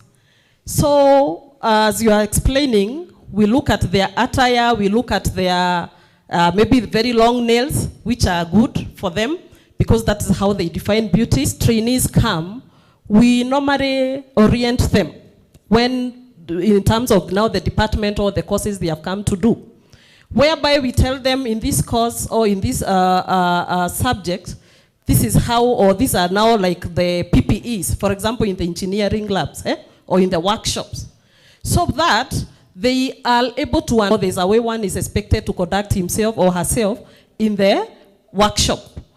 And that does not mean when you dress like this in the workshop, that does not mean that you are beauty. It's about now looking at what it entails, so that by the time they get there, they already know what is expected of them, how they can be able to be taken care of, and we continue with that mentorship, especially now to understand more about the course, to understand more about what is required so that they excel, and also not to interfere with the learning process, because they will be in the class, there are many, or maybe there are few, but every person has a way they want to stay. But they have also to learn that as a social being, we need also to take care of each other and how we interact with the environment we are in. Thank you. Would we say that we have stereotypes? That some are community-wise, some are institutional, some are just peer pressure that hinder female trainees in pursuing STEM courses, and if they are there, kindly can you just mention a few and how we can be able to manage the stereotypes? Yeah, thank you. Yeah, the stereotypes are still there, though not many as before. And as we continue enlightening the community or in the education system, what helps us to take care of those stereotypes is having the policies in place and ensuring the implementation is done as per the letter. For example, a gender policy, gender mainstreaming policy, whereby once it has been developed, the trainees are sensitized and they are told this is what is expected, this is how we should treat each other. And also when they come now to class, because this one is competence based, they will be given similar assignments or similar practicals, and the girls will also be seen to participate in this and they will be able to excel just like their colleague trainees.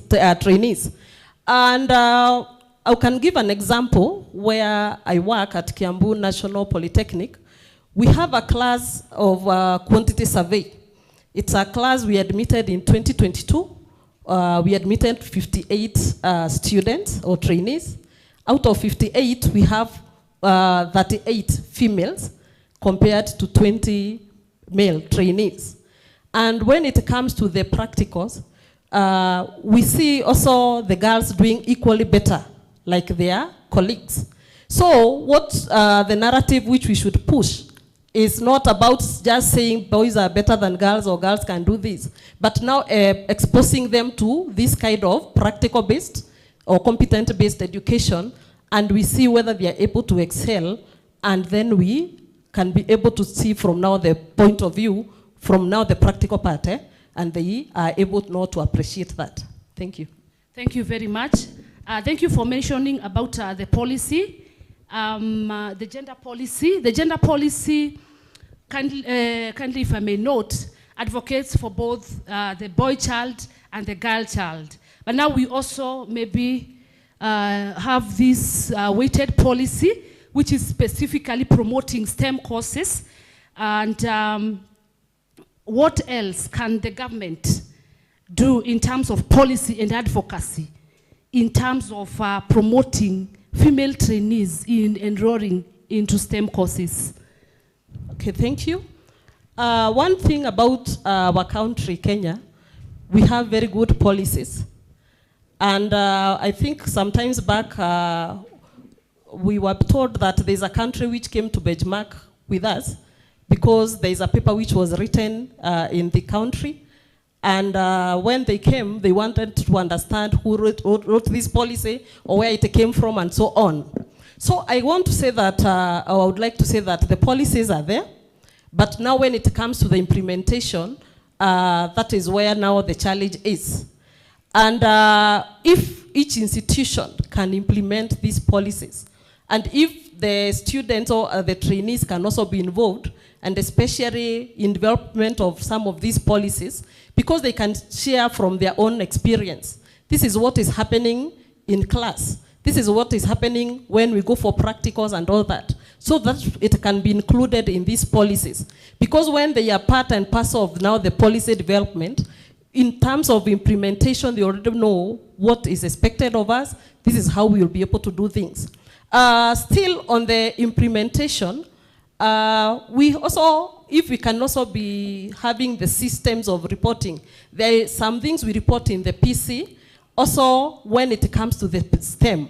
Because it's like we report only the enrollment, but it's also good, we can also do some stressor studies to see where the trainees have gone after they are done with school.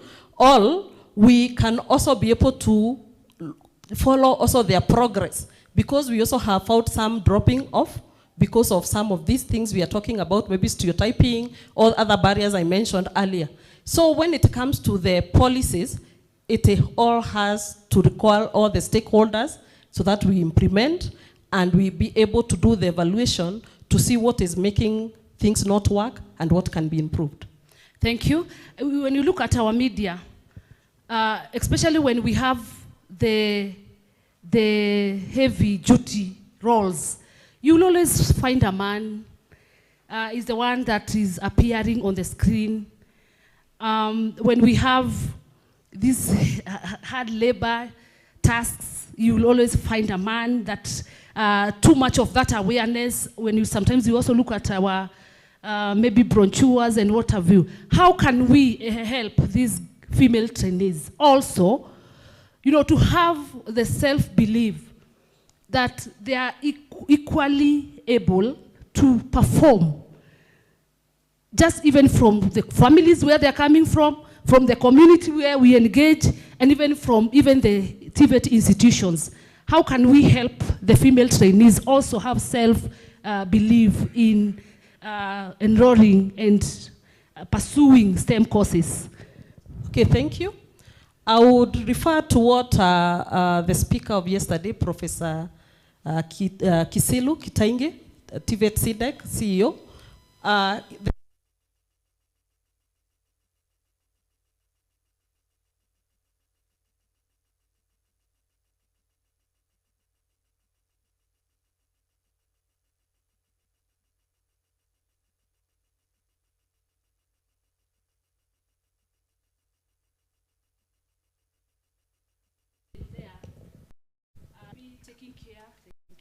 Taking care of an engine, automotive engineering, so that also when we get back to our community, was everything that is done sticks in the mind. So how else would we have our institutions deliberately, kindly? Do this deliberately, in that now when we are doing now these practicals, when we are teaching this competent-based education and training, that whatever we are doing, and because we have already the female trainees in session, and we already admitted them, we put them on the forefront, especially when we have an event like this one. I believe if, for example, the secondary schools or the primary schools have been invited, we have all what we call like the open day. We are showing the community what we offer as Nyandarua National Polytechnic or other institutions.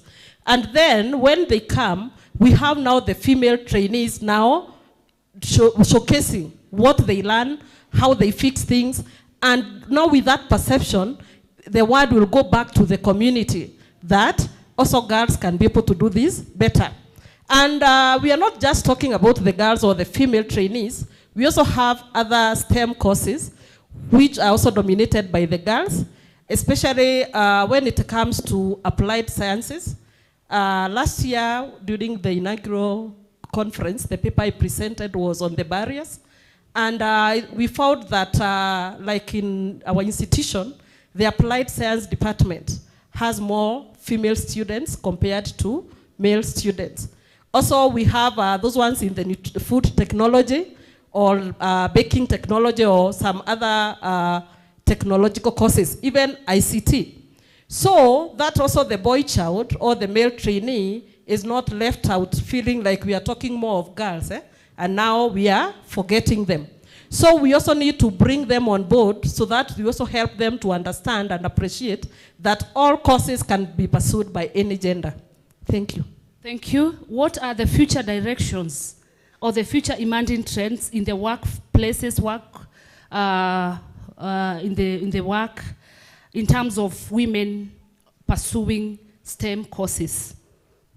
Okay, thank you. When we talk about the future trends or some of the emerging trends, it's like an example which I've given where we will have seen female trainees overtaking male trainees in some courses. But also when we look at now the national government, where they insist on the third gender rule or something like that, one way we can be able to improve, we look at the barriers. which have been making the female trainees not to be more in terms of enrollment as compared to the male trainees. If it's in terms of financing, maybe this is something which can be looked at. If it's in terms of now implementation of the policies, when it comes to the real training, what are some of the institution barriers? What is it that is making them not to excel or not to continue progressing in that field? Then we also look at the people who have already excelled, because there are still few. We look at what made them to excel. Then we come back and do a lot of mentorship. We have organizations like FAWE, which looks at the female education and training, and they are doing sponsorship to some projects so that we can increase this enrollment. And finally, still on the same,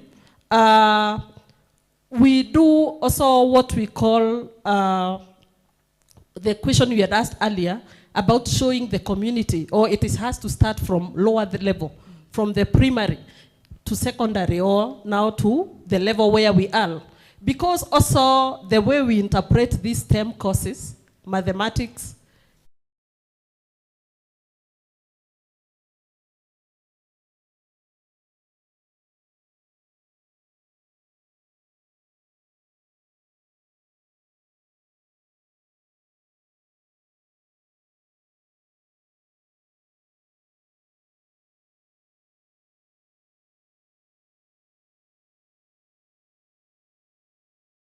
that one will be taken care of, the future of the female trainees enrolled in the STEM courses will be great, or will be able to bridge that gap, even if not equally, but will be able to bridge that gap to some extent.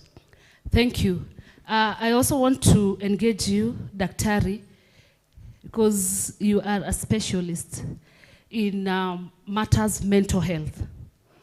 How would you relate mental health, wellness, to our female trainees in terms of being able to pursue STEM courses? We enroll them, we admit them, they are retained, and they graduate. Are there some barriers that would occur due to mental health issues, and how can we manage them? Okay, thank you.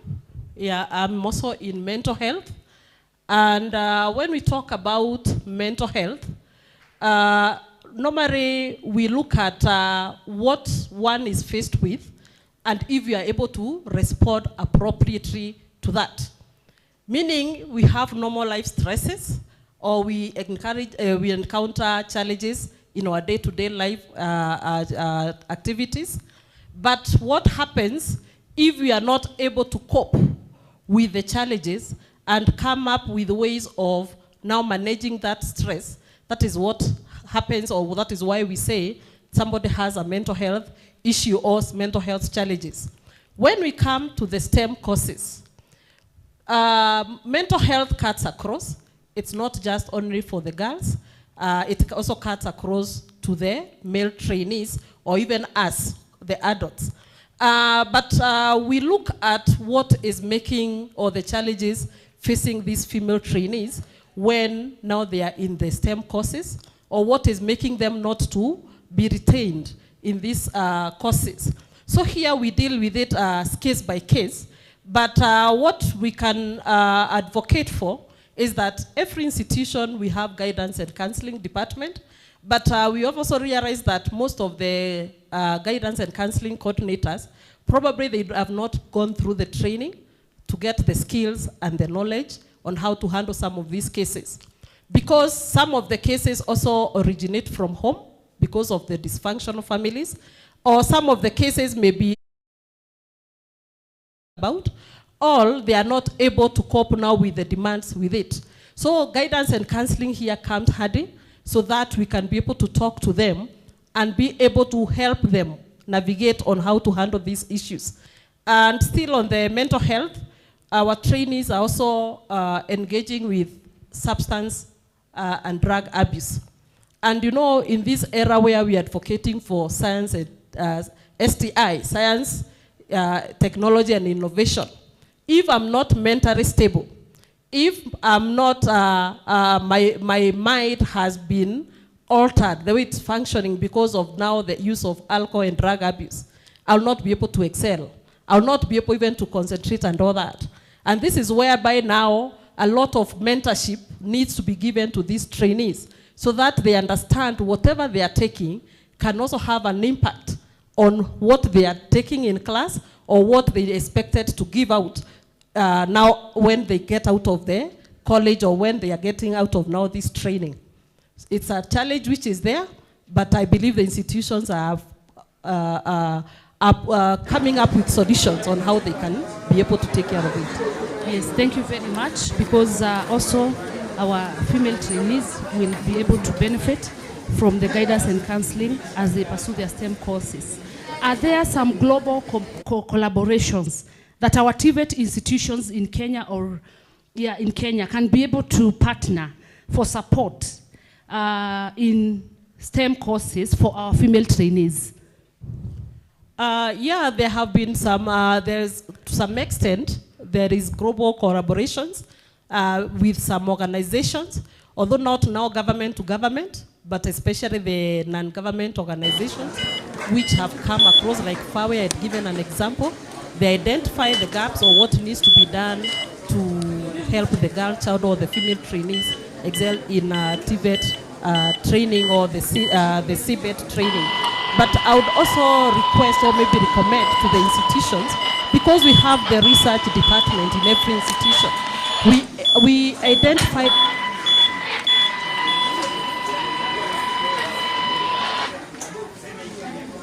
these courses. We would like to ask for collaborations, because sometimes I realize when we wait for the outside now community to notice what we are doing, sometimes we may take longer. But through such events like what we have, through now the inventions and the innovations, and we help our students to patent, so that now it can be seen from the global world. Now they'll be able to start appreciating what now the TVET training, the TVET is doing, and they can come in and we do the collaborations. I'm happy GIZ is doing that with a number of TVET institutions, SAICAN also, and among others. Also ATUPA, Association of Technical Universities and Polytechnics in Kenya, is actually the custodian of women in technical education in this country, weighted, and actually they also, if I may add, they also promote the STEM courses. So through the SecGen ATUPA, we are able to get our female trainees mobilized and also getting the chance to pursue the STEM courses. Now, I would request, before we engage our audience, Daktari, what is your parting shot? How would you relate currently where we are as we speak, STEM courses, female trainees pursuing STEM courses in TVET, as you make your parting shot? Okay, thank you. Just as I had said earlier, we have covered ground, and we are proud of that. However, we would like to cover the ground up to the end, where we have now the balance for the male and the female trainees. So this is where now we need to come together as all the stakeholders, the institutions and the government, so that we be able to look back on what we have been able to achieve, what needs to be done, and what are the resources. Is it the personnel? Is it now the training facilities? Is it now going back to the community or doing away with the stereotypes, so that we can be able to bring here we now have the eco styling gel. It is used to set the natural hair. We have the wax. It's used to mold as a molding gel when you are styling the dreading, the baby care to moisturize the skin, the scalp. And here we have the sheen spray that is used to spray the braids. And here we have the mirrors, the back mirror and the front mirror, used to show the customer how she or he is looking. Then we have, this is the front mirror and the back mirror. Also, we do some exchange program with now, as we are talking about, like the global partners or even industries, so that now our trainees have an experience or a feel of what is happening out there and what is expected there. And finally, now the STEM policy or the STEM now needs to be mainstreamed. And now the reports to be done, or back to the ministry, so that ministry can be able to know where we are, what needs to be done, so that when it comes to the allocation of resources, they'll be able to know we need to allocate more resources on this, so that our female trainees can be more enrolled in these STEM courses. Thank you, Daktari. I want now we engage the audience. Thank you for actively listening. I would request if there are any questions, you put up your hand, someone will give you the mic concerning what we have just handled. My innovation is all about the face mask, which we call it the biotic face mask, that we made it from avocado, turmeric, rosemary, and lemon grease, where we extract the avocado oil from the avocado, and then we dry the turmeric and the rosemary, and then we... My question was that? And also the lime grease. Then we mix them and we get the project. But the as product, government where we of use Kenya, the product as the face mask. The importance of this face mask is that it does not consist of chemicals, but it is very biotic because we just get it from the market. They are very natural products. Yeah. Huyo mwenye madawa ya kulevya akishikwa aende ambayo hiyo faili ambayo anapigwa baadaye akatiliwa naendelee mbele na biashara zake za kuuza dawa za kulevya. Sasa ndio nilikuwa nauliza, what is that permanent solution that government is finding to cope with this forever to cope with this drug and substance abuse? The other thing I would like to say is a compliment about ladies being enrolled at root courses or engineering activities. The first thing I would like to motivate them is that each and every course that is taken, it has principles. If it is the catering, the first picture that comes into mind is dressing code and EPCs. Such that kuna kofia ya white, amedress hivi. So hata kama ni engineering, akienda pale engineering, anajua nikienda hapo nitakuwa nimedress hivi, nitakuwa ni and this will be the best of it. Mimi nitakuja unifanye massage afterwards. Leo ama kesho? Leo.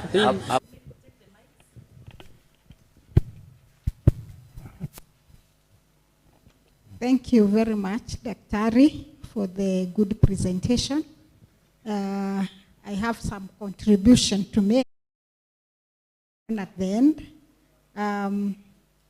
On the ways to motivate our female trainees in order to take engineering courses, the STEM courses. One way, probably we can have changing rooms. Females are very sensitive, as the moderator was putting it, that they want to really keep their female... Ukifanya massages inasaidia kwa blood circulation, so it vibrates and help the muscles to stretch. Here we have the hot stone.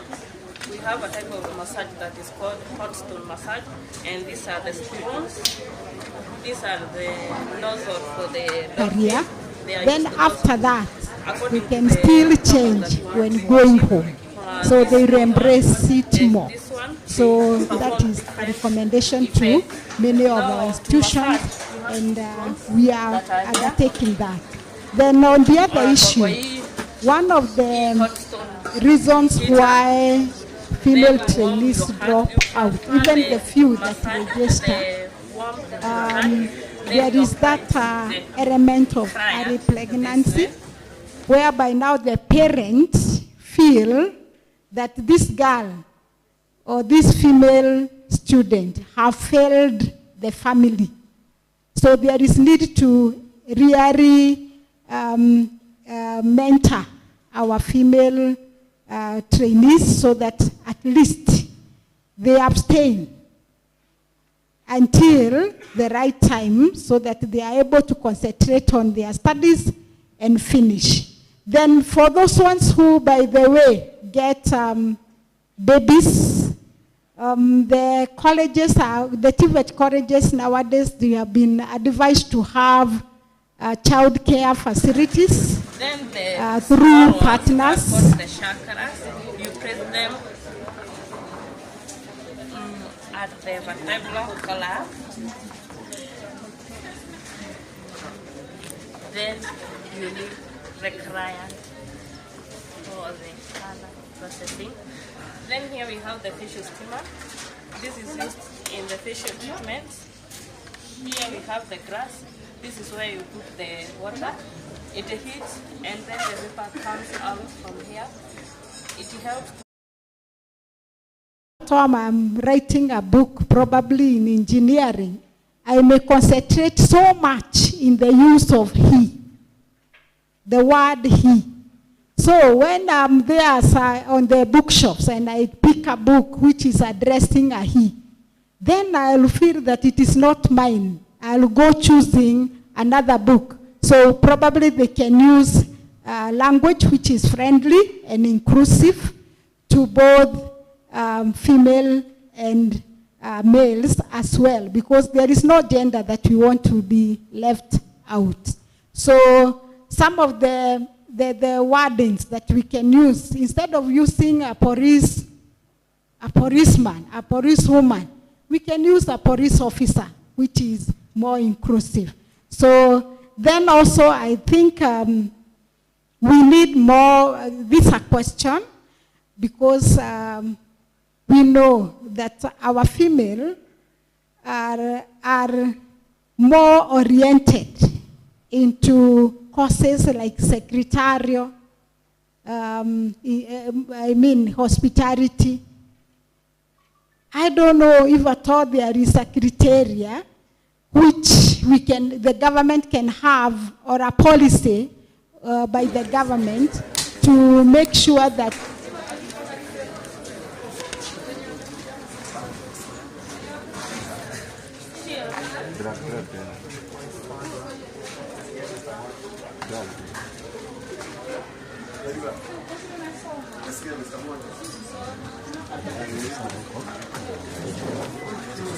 the women in the gender ministry can look into how they can encourage the girl child. I don't know if at all that one will be discriminative, but it is still something that can contribute positively. So thank you very much. So I request Daktari, before we get more questions, to handle the two audience questions. Okay, thank you. The first question came from Francis Nderito, a trainee in this great institution. And it was the issue of alcohol and drug abuse among the young people. It's true, this has become a menace and something the government is trying to scratch their hands to see how they can be able to permanently come up with a permanent solution. And that is what he was asking. What is the permanent solution to address this? When it comes to the issues of alcohol and drug abuse, the government is committed to end this menace, and the office of the Deputy President, and I think the Second Lady, they are very active in trying to address this issue. We also have the government agency, that is NACADA, which is mandated to try and combat this menace of alcohol and drug abuse. Previously, they had the regional offices, but beginning this year, they have decentralized their offices to the counties, whereby now we have the county officers from NACADA handling that issue. Because when it comes to the issues of alcohol and drug abuse, there are two things which needs to be done: to suppress the supply and reduce the demand. And also, still, when it comes to the issues of drug, This is where also the Ministry of Internal Security comes in, because laws are there to regulate or to combat this issue, but we still find students being able to access these drugs outside. I'm happy we have our officers with us, and this is where now it calls all the stakeholders. So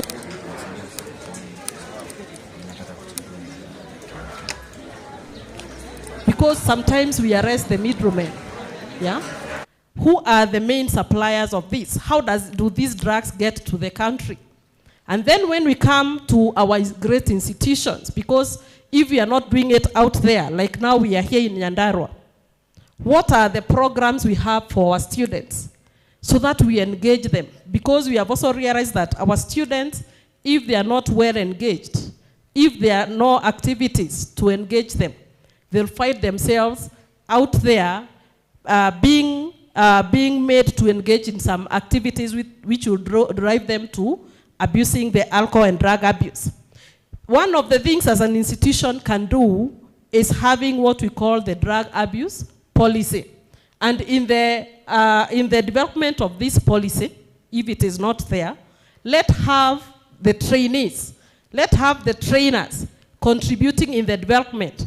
Because also when it comes to the management, because sometimes we have students or trainees who already come to the institution when they're already in drugs. And when they come and find a fertile ground for that, they'll continue. So let's involve them in the policy development as well as in the implementation. Then now when we come to the law enforcers, let them do it diligently. And then once we are able to do that, I believe this is a solution. This will be a permanent solution.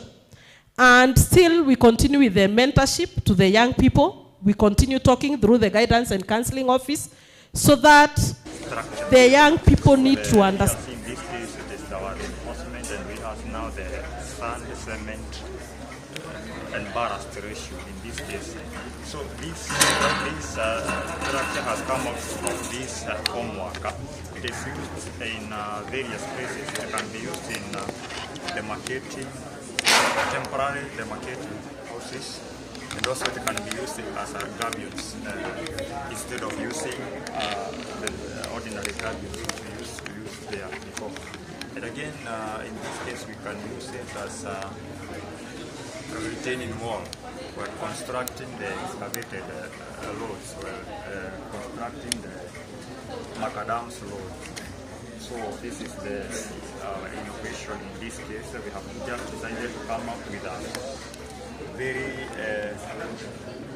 not complicated, of course non-complicated, so as to make the work easier for these people who have been constructing using the retaining walls, drivers of now the students getting to this. So we also need to have ongoing conversation with our trainees all the time, even when we go to class. Please spare time or a minute and mention it, so that they understand. So this is our project in this case. I think it has a good finish, as you can see it. The surfaces are smooth. So already as they have been, the homework has been cracked off, the surface is already smooth. So you can just easily apply some finishes like paints. Again, you just not need to plaster the surface because it is already plastered and it is smooth. So that is the case in our project.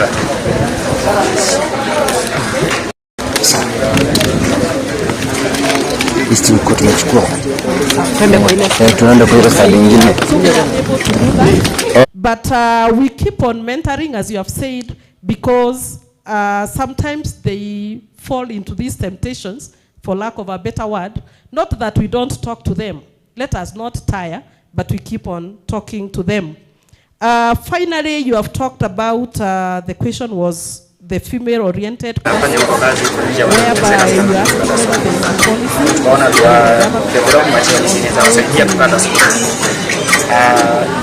inatumia motor, si electric.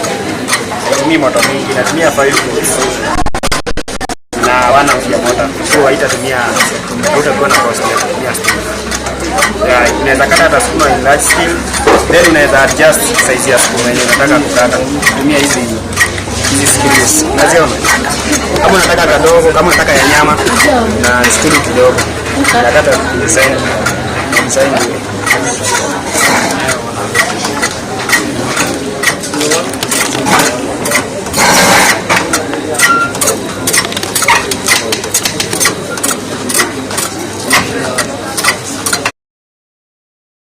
In maths and all that. Could this criteria be a way which is hindering? So this is also the conversation we can bring in so that we see how this can be done. Thank you. Thank you. We had a hand here. Kindly give engineer the mic.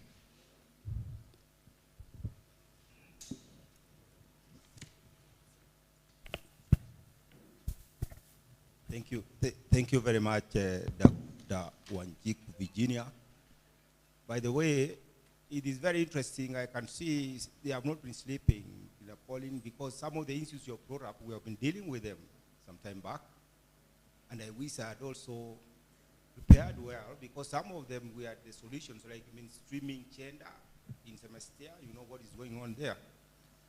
Now, when it comes to women in STEM, we had the STI policy where we were funding more when you are encouraging more people in engineering. Now, you know, women are very, very good in precision engineering, and they are very good in multi-skilling, depending on how God designed them. In fact, if you remember, there is a lady who was flying the Kenya Airways when it landed. She was asked that, were you the one moving these equipment? She said, why not? She was given some present. So, although I'm again happy that the church said now from 2009, at least they are closing the gap. I was being supervised by a structural engineer who was already, and she had even designed a steel table, and she said, your structures are failing. You know, they are very good they are very good in some areas of engineering, and they are there. It's only that sometimes they shy off. When I was told to train some young engineers, where some man had been put in, Engineer Kamau means when he was the PS, most of them were shying off because they are saying maths and all these are very difficult for them, which is not the case. In fact, they are there.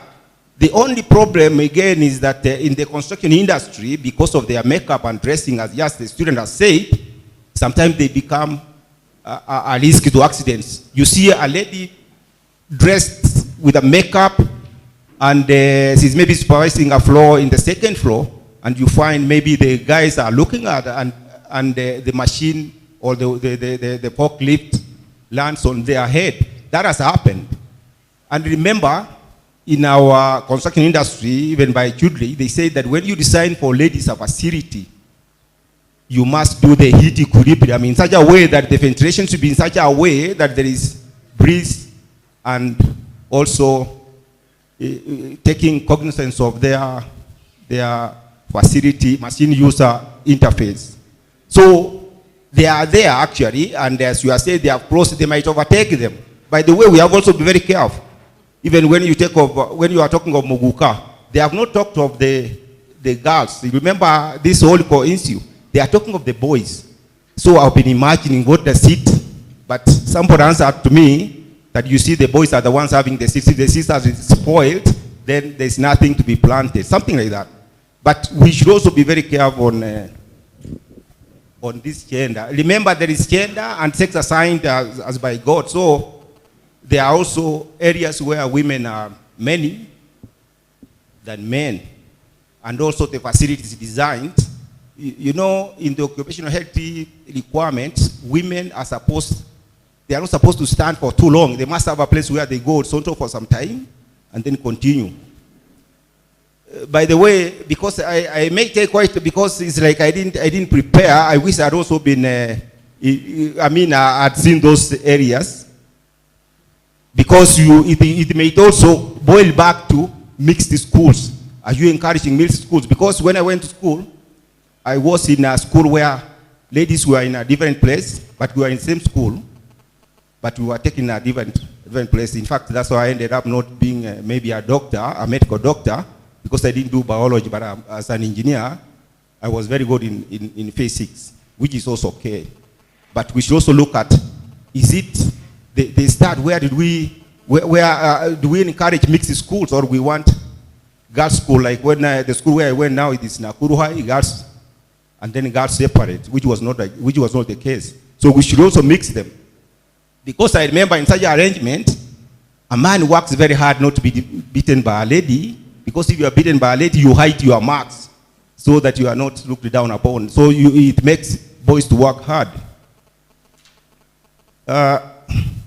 Mainstreaming, I thought there was a policy on gender mainstreaming in TVET. I think semester, is it semester? There was something like that. Because we were trying to encourage women to get into these technical programs. Even the funding of the institutions, you find that the enrollment here might be going up on other areas, not in technical programs, which should not be the case. That mainstreaming, I think it was touched somewhere, and also the facilities. There is no construction or infrastructure design that is not taking care of maybe people with disabilities and ladies. That one is in place. It's only that maybe we don't implement it. And it's good you mentioned about the role models, engineers, lady engineers who are role models, so that the ladies don't shy off on the science issue.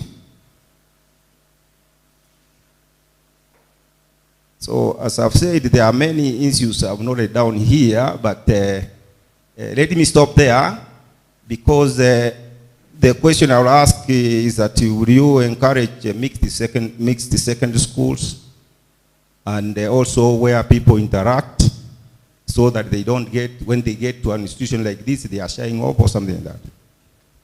Thank you, Engineer. Thank you. Before Daktari answers that, thank you, Engineer. You have also led us very well in terms of realizing about the social inclusion. Social inclusion is where we have everybody included in terms of their capability. Everybody is well represented. In terms of our the people with disability, we normally say with, not living, with disability, so that at least even in our leadership positions, we are well represented. We have gender. If you look at the top leadership, we also have that maybe representation, Engineer. We also maybe have also the gender aspect, so that at least we can have the whole representation. And thank you for leading us. Thank you. Daktari, you can answer. Yeah, thank you, Engineer, for the compliments and the comments. Thank you, because you are talking from now the point of an engineer, and these are the people, or like you, we be coming back so that we understand, especially when it comes to the facilities. When we talk about where some ladies doing well in some engineering or in some STEM courses, I had mentioned that, and you have clarified it more, what could lead to that in others, especially in the engineering section, so that now they will not feel left out, or they will not feel shy of now also coming to doing these engineering courses. And still, because we have fashion and design courses in our TVET institution, probably this is our recommendation. As we look at the PPEs, you know, the generation we are having, these trainees, I understand we are in Gen Z, is it? And the way they reason, the way they do things could probably not be the same way we are reasoning and all that. So this is the right time also we come to the conversation table, and if we are designing the PPEs, because they need to understand, the key role is to help them fit in the workshop and be able to operate as the standard guidelines which are given. So that we, the fashion and design can also design the PPEs for them, and which will help them also to work and so on. So that is now the designing facilities which are friendly, as you have talked about, also when we come to the construction and so on. You also mentioned something about the drugs. It's true, there is Mogoka, or when we talk about drugs, somehow we are inclined to the male child or the male trainees, but also we have cases of students, female trainees who are also engaging in drugs, but now they are using other modes of administration, especially the edibles, or what we have nowadays, we have the vapes. And last week, I think, was it Monday paper, Daily Nation, they were talking about new ways of administration, whereby now, even if we try to do the testing at the, with the alcohol or something like that, they are doing what we are calling the bath charging, whereby they use the drugs through the rectum. So that way you'll not be able to know somebody abused. And you see, as we talk about the innovation, other people are also innovating, because everybody is in business. They want to see whether whatever they are doing is excelling and is selling. So this is also an area we can also come in research, so that we see how this can be taken care of. We help our trainees and they don't get lost in the drugs. I don't know what to comment on the mixed schools issues and all that. This is a new conversation, or some conversation we can have, so that we see what led to that, why we have more girls' school, boys' school, what is happening nowadays. Of course, the challenges are there. We have heard of so many issues of homosexuality in the boys' school or the girls' school. And also the community is still within the TVET colleges. Sometimes I don't shy away to talk about it. So some things may be silent in the constitution, but it's also good we talk to our trainees so that they understand the values, what drives us, and so on. Finally, on the policies, as I had said earlier, the policies are there. It's true we have the gender mainstreaming policy. It's there in all the institution. Also the inclusion, as you have talked about, we have the the disability mainstreaming policy. I think the issue here is the implementation. And if it can be implemented, we'll be able to take care of everyone. Thank you. Yeah, thank you. We also have the weighted policy. Yes. Like here in this Polytechnic, we have our chair, Madam Patricia. You can just wave. We are talking about weighted. She's the chair, weighted. And even maybe you ought to have said you even have a club. And you have a policy also for women in technical education. We also had a hand from the lawyer.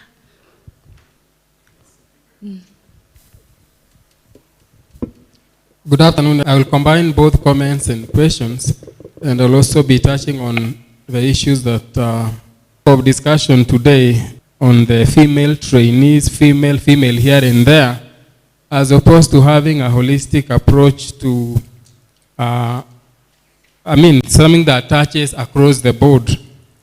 I don't know why it appeared like that, and when I'm commenting like this, I don't want to risk being seen to have taken a side to it. But I believe such a topic as this one should involve both the girl child as well as the boy child, female and male trainees in all equality. And as it appears, it was almost 3/4 attendant to the needs of the female trainees. I think there should be real statistics on the enrollment in STEM courses by both the male and the female trainees, especially for the year 2023-2024. The presenter at one point said that the boy child is now being overtaken by the girl child in this enrollment. So I believe we need the current statistics on the same. Another comment on the issue of beauty while attending a workshop. I'm imagining a female trainee with long nails, which are manicured, or how do we call it? Shining and all that, going to the agricultural farm to do some practicals. I think that is a misplaced kind of way of doing things. Or you find somebody going to the workshop with hairstyle, long hair and high heels, and somebody is going to the workshop. I think not unless these people are going for a classroom to be theoretically taught things, if they are headed to the workshop, to the agricultural farm, they are supposed to dress accordingly. Isn't that the case? They should dress accordingly. That's why you can dress like a baker, you can dress like a cook, you can dress anyhow. I mean, there are various ways of doing it. Now, back to the issue of substance abuse. I want to say that nowadays people don't love their neighbors as they are commanded by the second commandment. And it is for that reason that we saw in the TV some time back that people who are cooking or making things like samosas, etc., they are known to put bang into it, and they are selling these things to students and school-going children. That kind of behavior is demonic, to say the least, and it is meant to create an addiction problem in the persons affected so that they can become customers. That behavior must be stamped out through prayers and through the police, law enforcement, and every Kenyan of goodwill. The other aspect related to that is that nowadays, as people are fighting alcoholism and the so-called second generation alcohol drinks, you find that they are putting that evil product in a very wonderful, normal and usual bottle. So that those who are purchasing, like now, this water is carrying it, isn't it? What if you find that what is inside this bottle is not water? You see, you are being deceived and being conned to take something that is evil, which is dressed to look as if it is the genuine one. So they say that they are selling ethane as opposed to methane.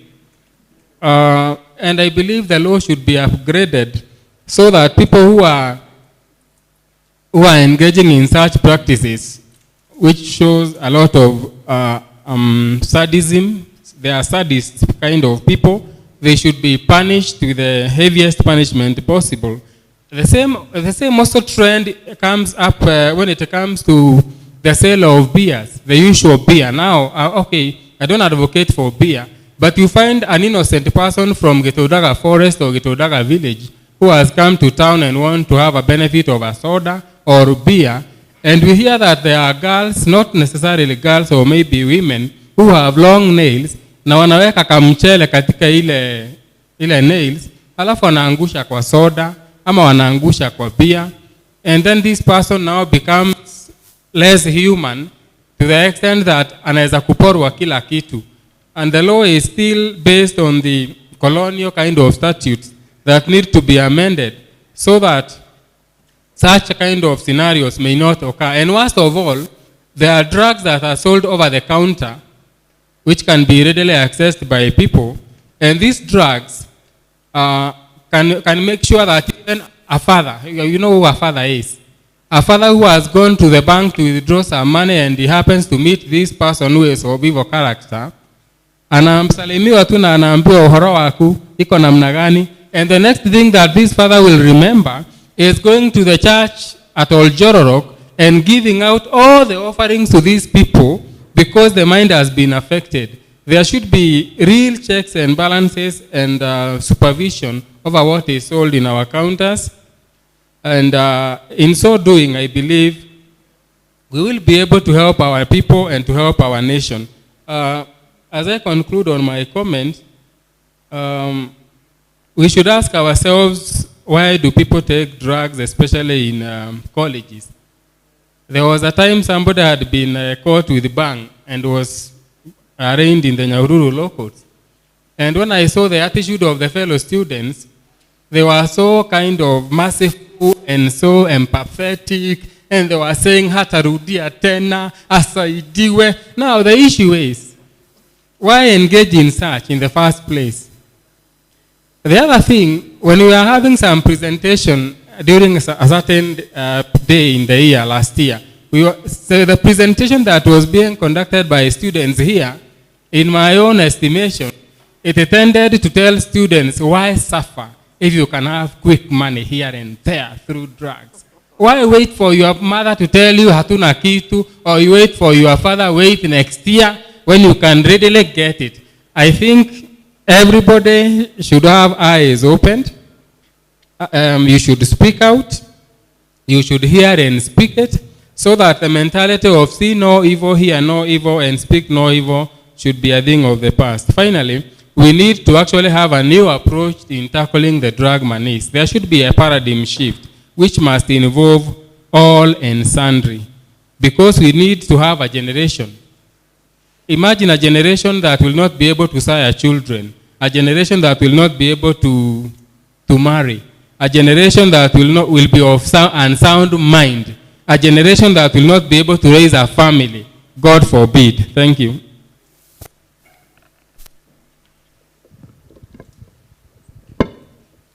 Thank you. I didn't get your name, sir, but thank you for the great comments.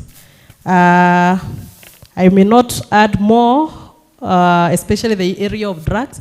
That is what needs to be done, because as I had said earlier, people keep on innovating because their intention is to sell, and they have to get the customers. Who is who? There was trainees, even us, trainers and the others. So, as you are saying, it's high time now the law enforcers or the people concerned to come back to the drawing board, because what used to work back then, now things have changed. Thank you. About the discussion being more on female, yeah, we needed maybe to have another panelist so that we have who is a male. But I think we are not forgetting the boy child. We are also bringing them on board. We are appreciating what has been done and what they are doing. We are only trying to catch up. Thank you, but no biasness to the boy child. Thank you very much, Daktari, for clarifying that to Lawyer Singele. Yes, Daktari. Thank you for the presentation and the enlightenment that you have brought to us. It's a good one. I would only reiterate what Wakiri has said and say, yes, the theme is okay. The problem is the question orientation, which did not involve the boy child. I think that is on our side. Next time we need to have the questions balanced so that they involve both men and women. So the theme is okay. The issue here now is my question, which I would talk a bit of what the Wakiri and Daktari has said. I would start from what the small talks are and come to what the hard matter is. The small talks are, why do women need to be treated special in a world of competition, in the background of cultural, socio-economic, or in cultural, socio-economic background of the African culture? In this case, we find that as what has happened over the years, and not the early days, it is that women should be sympathized with, not empathized with. And in this case, this has led to the concept of discrimination, which has even seeped into the law, Bwana Wakiri, where boy child today is highly discriminated even by law. Whereas we know, in the past, both gender, men and women, including our chair, council, did not go through those favoritism in court, but had to really work. Others, as the presenter, Daktari, you did not go through this sympathy or empathy. You went through hard work.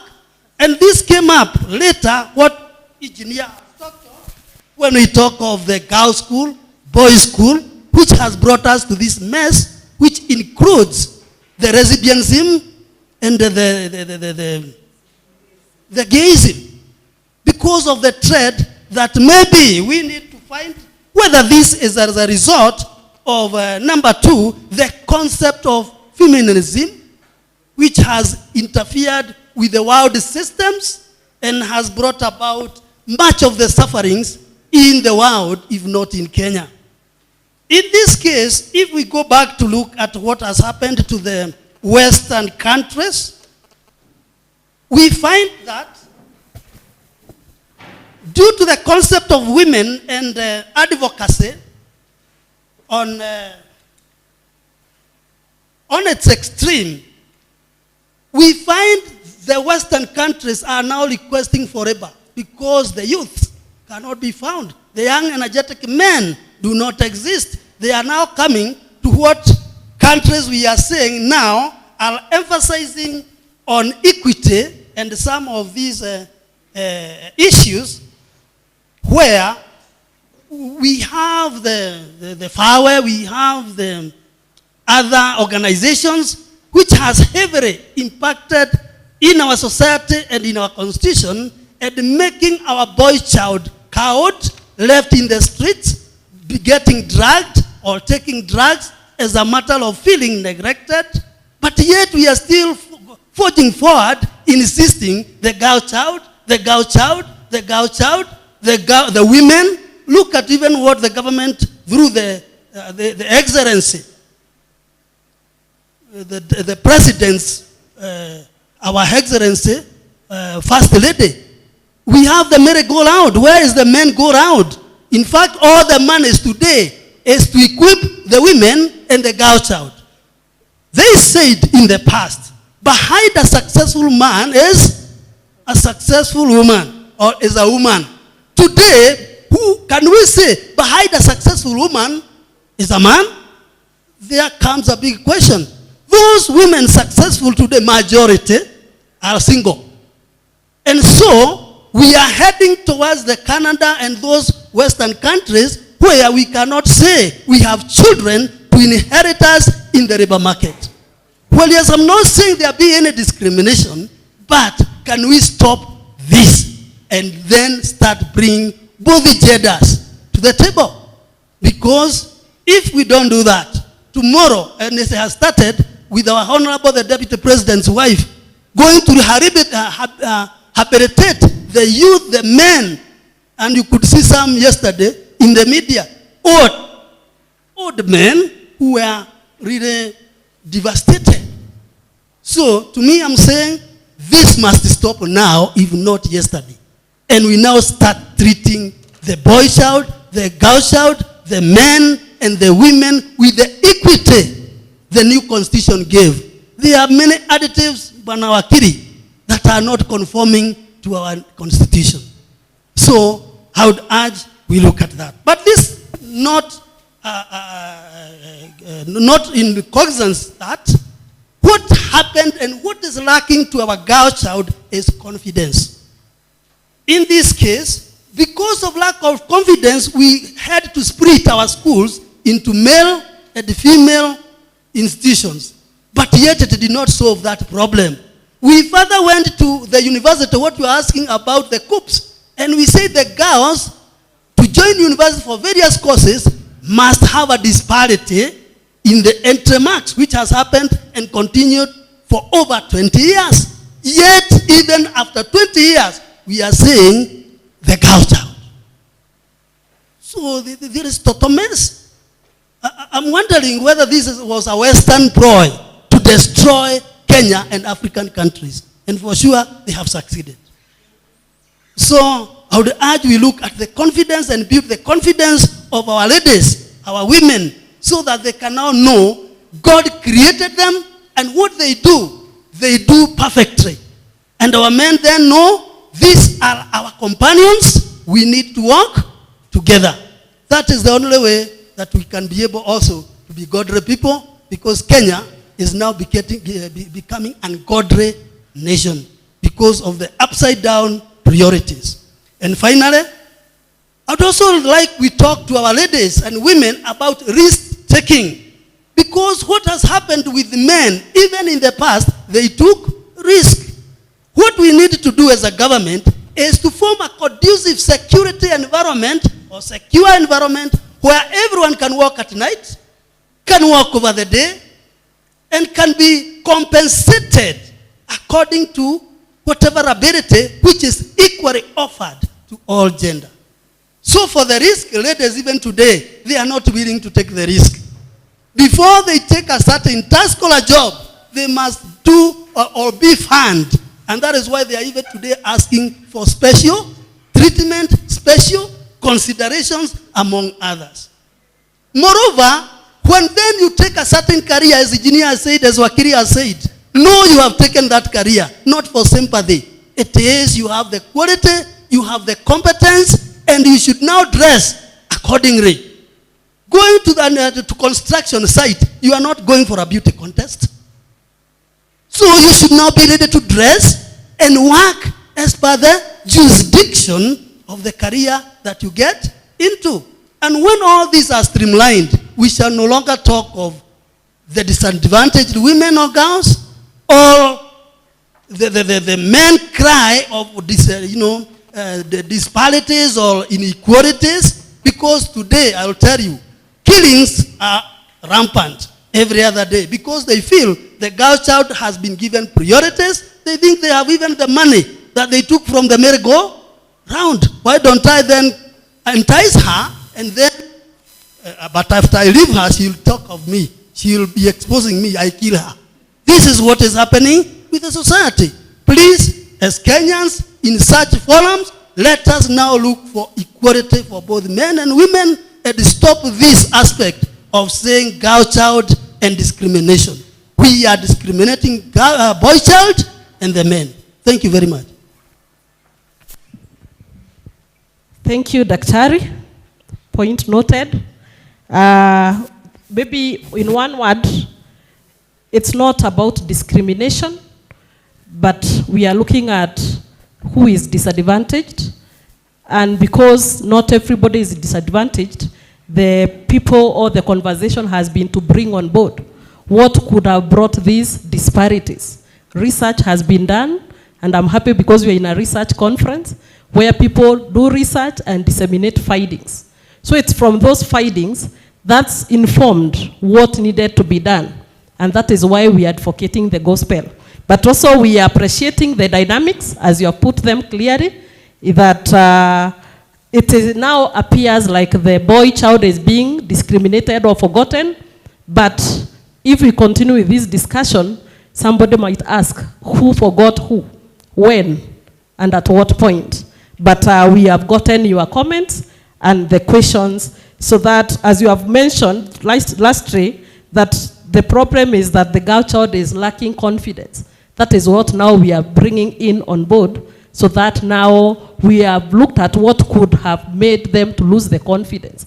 Probably these are some of the things now we were talking about. Otherwise, thank you very much. And the issue of about risk-taking, I also go by that. Once you get yourself into something, you need to understand what it entails, and you'll be ready to go through to the end. Thank you. Thank you, Daktari. Are there some more? We may have two more, and then we wind up. My name is Charles Macharia, a student Nyandarua National Polytechnic. Mimi nitauliza na Kiswahili. Najua Kizungu lakini Kiswahili naijua sana. Nilikuwa nauliza, tunaamka mapema asubuhi, tunakuja shule kusoma, lakini ikifika wakati wa exam, nakuta wengine wetu hatufanyi mtihani. Kwa tunauliza, serikali inafanya aje ili iweze kuketa for our school fees? Kwa sababu ni wengi wetu tunakuja, tunatia bidii masomoni, lakini ikifika wakati wa mtihani, mtihani unapita. Swali lingine nilikuwa nataka kuuliza, tunasoma kwa bidii, lakini tunasoma na tunapita kwa chenye tunafanya kosi zetu. Lakini ikifika ni kupata kazi, napata wengine wetu hatuna kazi. Wengine wetu ako labda na certificate ya course fulani kama catering ama agriculture, kama mimi nafanya agriculture. Lakini unakuta Kenya amasomea hana kazi, anaenda kuingia kwa madawa za kulevya kwa sababu amekata tamaa maishani. Ulikuwa utujibu hilo swali daktari. Asante. Thank you so much, Charles Maina. I don't know if we respond in English, you will get it, or we respond in Kiswahili. Kosawa? All right. You'll help me respond to question 1, Pauline, or any other person in the forum, especially the issues of paying school fees and exams. It's true, it's a challenge which cuts across, whereby we allow you to get in class, learn, but you are saying when it comes to the exams, maybe you have a challenge, you're exempted from doing the exams. I believe every institution has its own mechanisms of running that issue, but we also need to appreciate that the government is so good that they have brought the funding to us. We have now what we call the higher education funding, which caters, especially the new intake since September, for scholarship and the loan. For the old students or the old funding model, we had the HELP loan, and then we had capitation.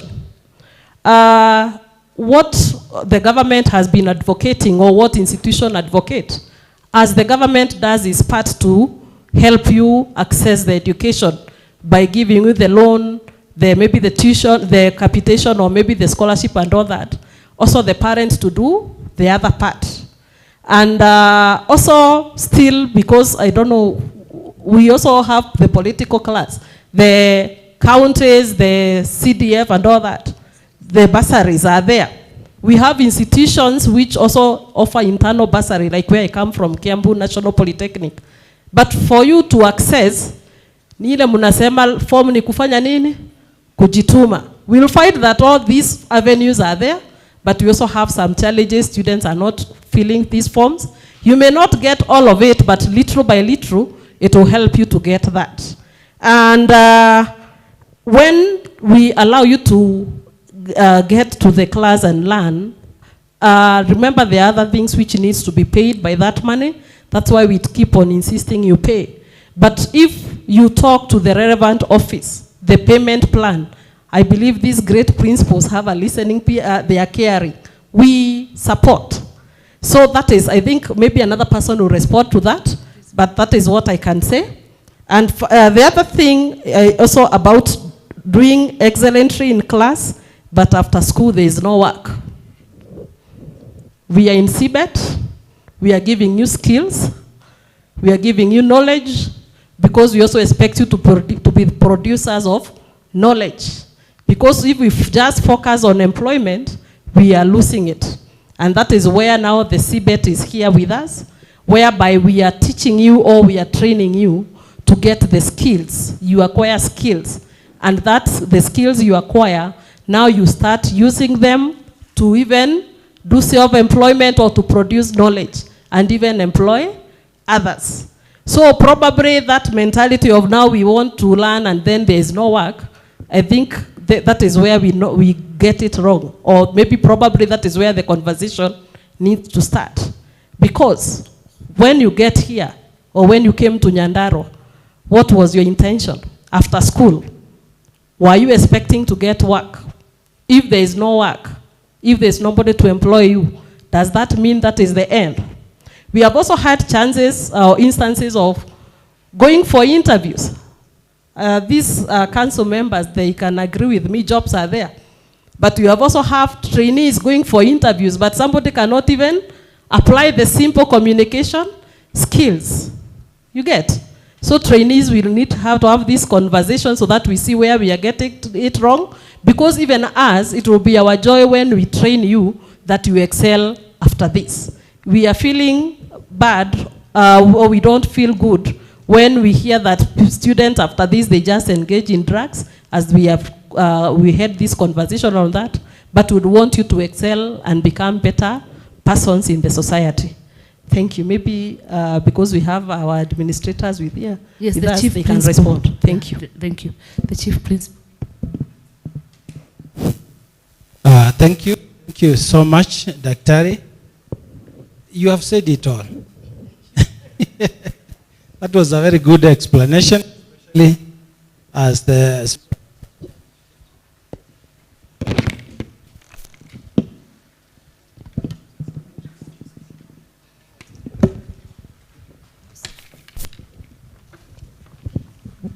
So what I was saying is that you have said it all. It's unfortunate sometimes when you have trained students, it is quite painful and then at the end of the term, you have probably to exempt some of them from taking exams. Maybe for the students who are here and those who are listening, not that we like it. We don't. But I believe we all understand that training, and especially CBET training, is very costly. We must appreciate what the government has done, as Dr. has said.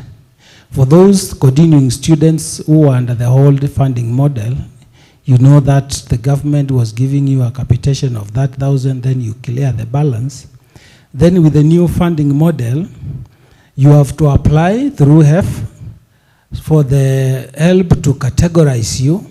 Then whatever category you are put, if for example your fees is being paid up to whatever percentage, then you have to pay the remaining balance.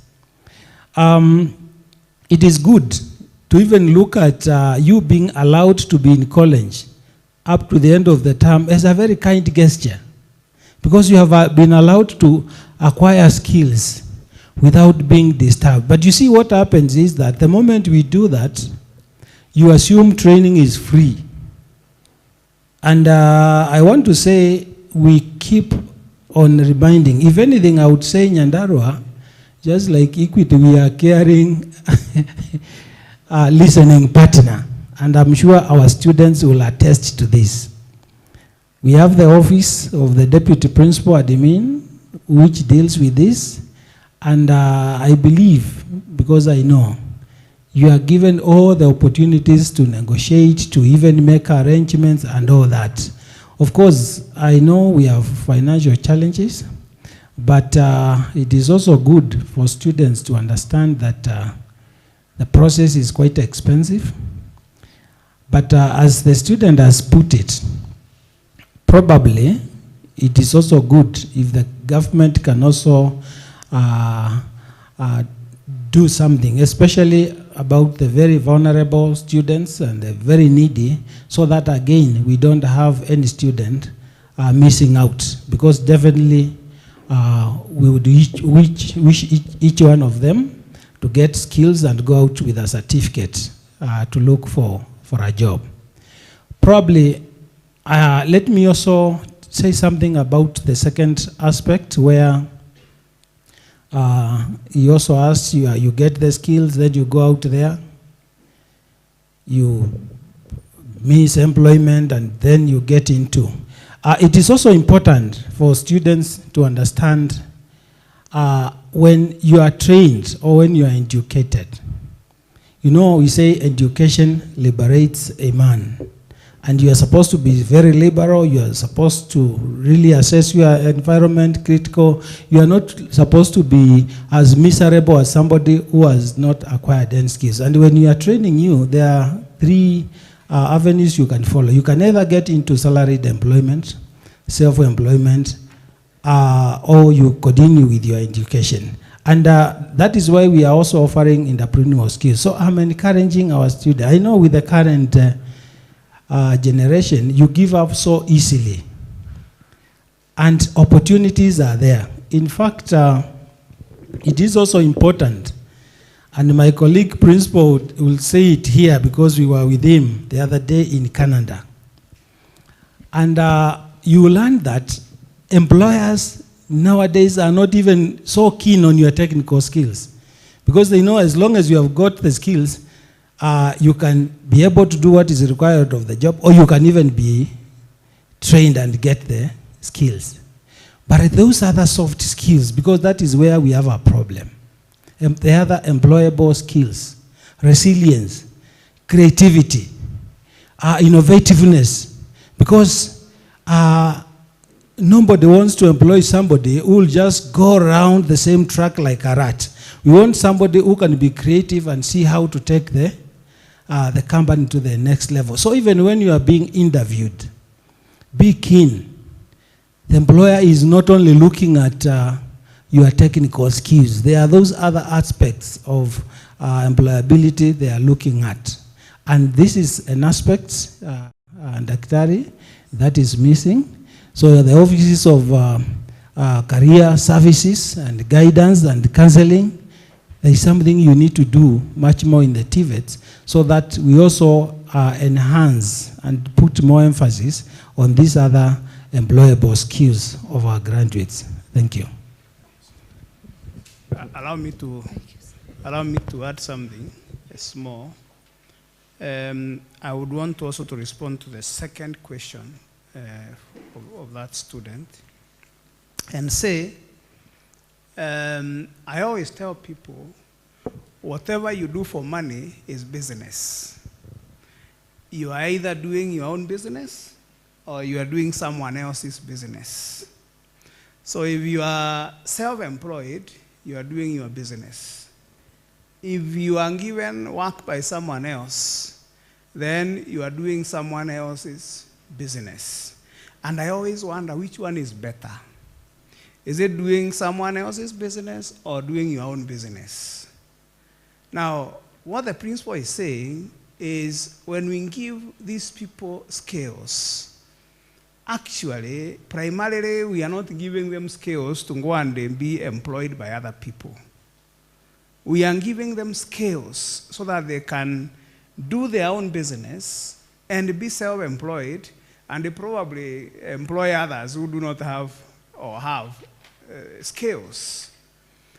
And number two, we always say money does not come first. It is the idea which comes first. So then, and that's why there is a lot of innovativeness in this research conference. Because we are trying to help people to be innovative, to have innovative minds. And Kenya will be better the day our young people will stop hunting for jobs east, west, and right and center, and writing too many applications, and begin to be introspective and decide, I want to create my own job. And we have seen too many of them, and even Nyandarua has produced very many, I'm sure, who would come here and tell these students, I began small, now I'm even an employer. And they did not start with the money. They started with the idea. Then, because Dr. Mbogu has provoked us a bit, I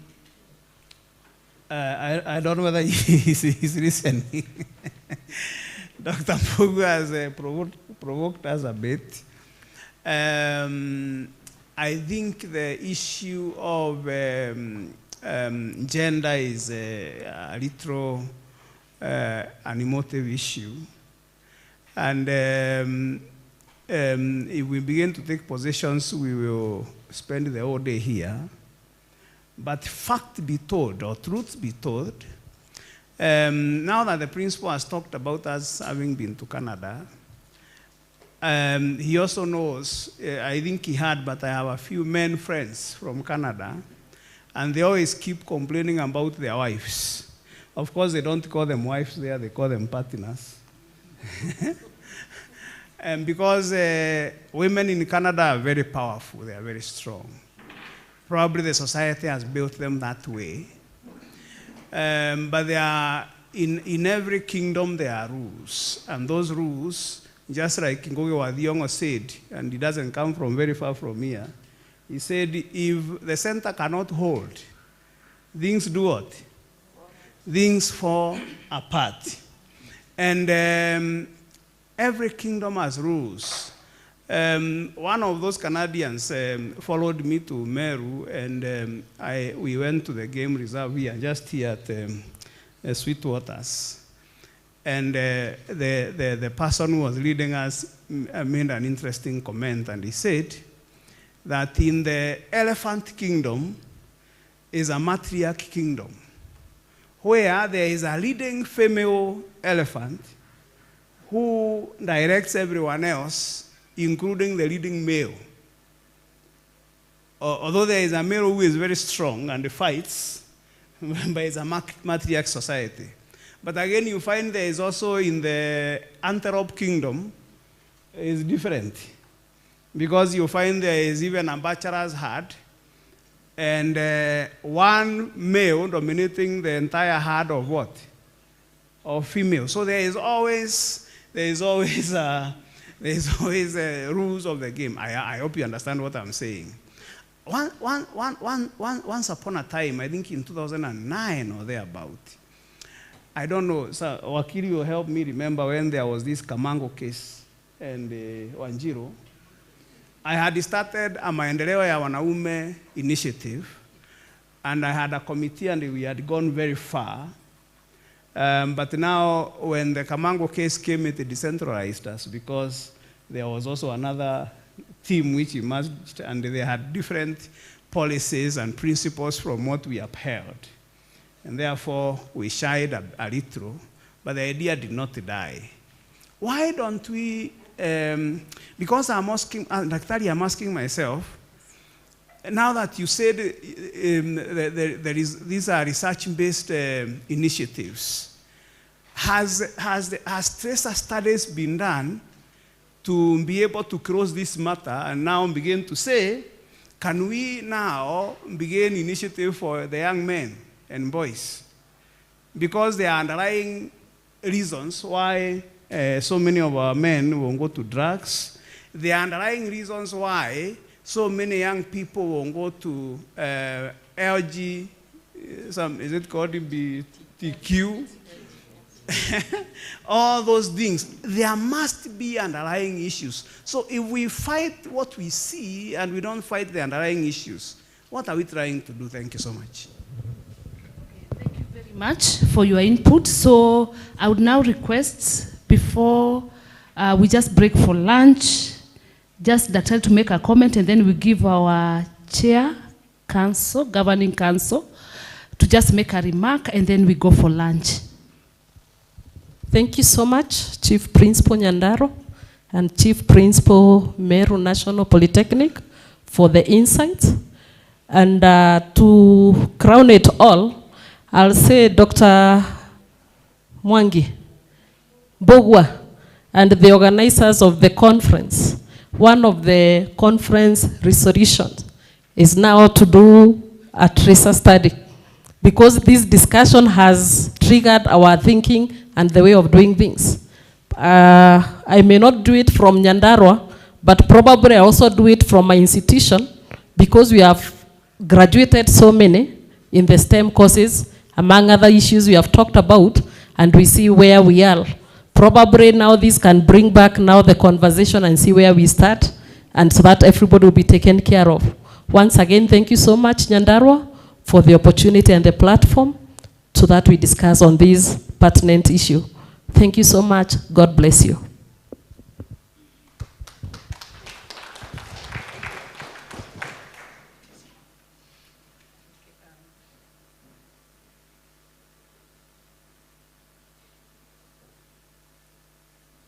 Okay, thank you for this opportunity to make a comment. And the Principal Meru Polytechnic took the words out of my mouth, because I was going to say, with all the issues that have been raised today on the floor, we actually need research now to have statistics that this is true, because as of now, the issues that are being raised are hearsay. We don't have statistics. If you look at the statistics for now STEM, even now you will still find more males in STEM than females. So we need statistics to show us what they are raising about the discrimination of the boy child. Because remember, in the early 70s, there were statistics showing that the female child is not progressing as they should. They are not getting educated. They are not getting jobs. And those statistics are what made the government do affirmative action. And then it got to a stage where the affirmative action was so good that now they don't enforce it, because a lot of female students have gone to school, they have gotten training, and they have achieved. So now we need statistics to show us, do we need affirmative action for the boy child? But I think the main issues are cultural barriers. You know, the way we are socialized from the day we are born, we need to be socialized that we are equal, but that is not the way we are socialized. If you come into our families, The father does certain things, he has his role. The mother does her certain things and she has her role. And that is how the children grow up. If we are socialized differently from childhood, that we are equal, that is how we now each progress in our own paths.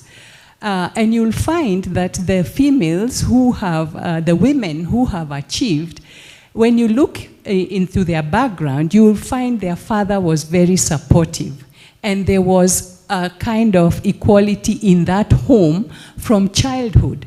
And those psychological studies have been done. I don't have the statistics offhand, but they are there to show that when there was, the father figure was supportive of the female child, of his daughters, and there was equality in the home, then the female and the male achieved, both of them achieved, because that is the way they were socialized. So the cultural barrier plays a big role in this. But again, like I would like to emphasize, we need research. This is a research conference. So we need those research questions that will be asked and will be addressed, and then now we can decide which way to go. But thank you very much, Dr. Virginia. You actually brought on a very interesting topic, and there were divergent views, as you know, when this topic comes up. There is always an emotive aspect of it. So thank you. But I would still want to know that maybe in future you'll come with the statistics. Like now I wanted to know how many males are in STEM and how many females. You know, we need facts to be able to understand some of these things and to see the direction that the country is taking. But thank you very much for finding time to be with us and addressing the issue very well. And as you saw the responses and the questions, you could see how interesting the debate has been. So thank you all, and thank you for all those who have contributed. You have made it an interesting session. Thank you. Thank you. Back to Deputy Principal. Thank you, moderator. Thank you, keynote speaker. I believe they deserve a very, very good clap. And this I call, yes, we have Diana. Come and make it for them before we come to the concluding remarks. Diana, please take a mic and do the appreciation for our presenters. Ladies and gentlemen, it is, as our professor has said, a very emotive topic, and it is need for research. We have and we need to establish those under these STEM and technical courses, how many are from single mothers? Because the dimension have changed. And so, if men influenced, what about those from single families? Who and how are they being influenced? This is a matter, Daktari, that will need further research, so that as we give proposals for future, redressing, then we need to know we have facts and it is possible. And then we would call Wakiri, can this be changed by law? And so he also need to take this and also have it further looked into. Engineer, you know, that is where we are single parents. Single fathers also. Thank you very much. Madam Diana. Good afternoon. We shall go the 5 factorial way. And when you say 5 factorial, for those who don't understand, we start with 5 clubs, then 4, 3, 2, then finally 1. We can start.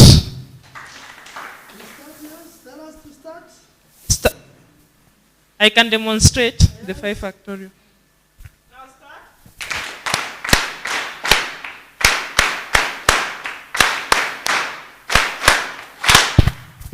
Thank you very much. You may keep sitting, no problem. You may keep sitting, Madam Moderator, as we come to close this session. Madam Pauline, then you can pass through here and give me one answer.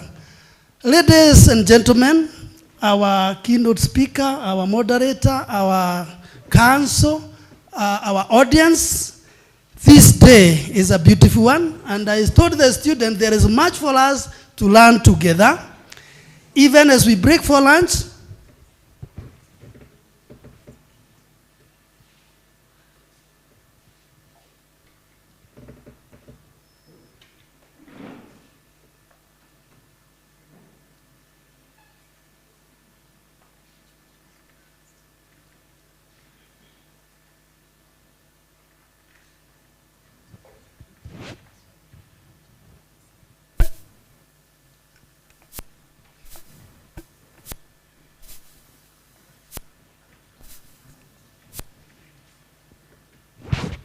Thank you. We had a bit of consultation. Thank you. We find that our chief principal, Mr. Mutembei Kigige, was to be in a discussion on the theme commercialization and socio-economic transformation. And this he cannot escape. That is why when it comes to the student and employment, I believe, as he could answer, you can hear the insight therein. We are in consultation to find out whether your session will take place today or you can be with us tomorrow. Maybe I would wish to know so that if you'll be there tomorrow, we can set that section for tomorrow. Okay. I wanted to give the feedback before we break. Okay.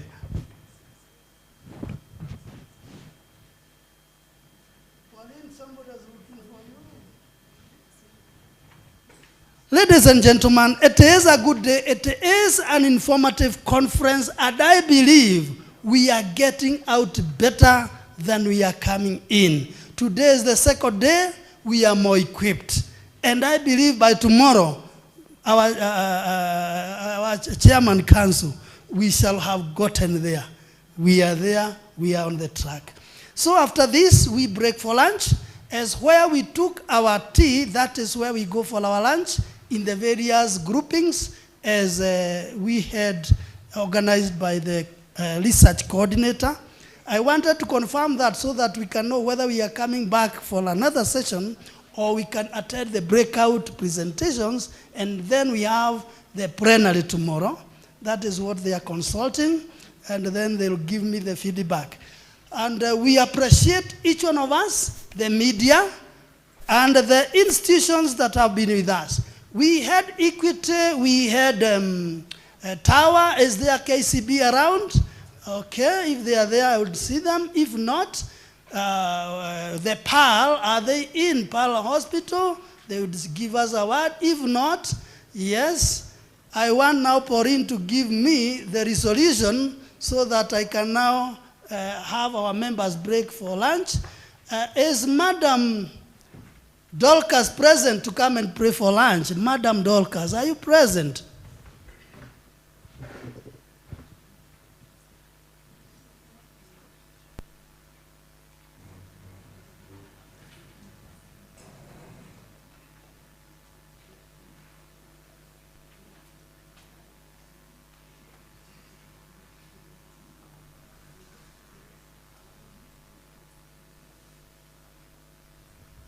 Thank you. I'm well guided now.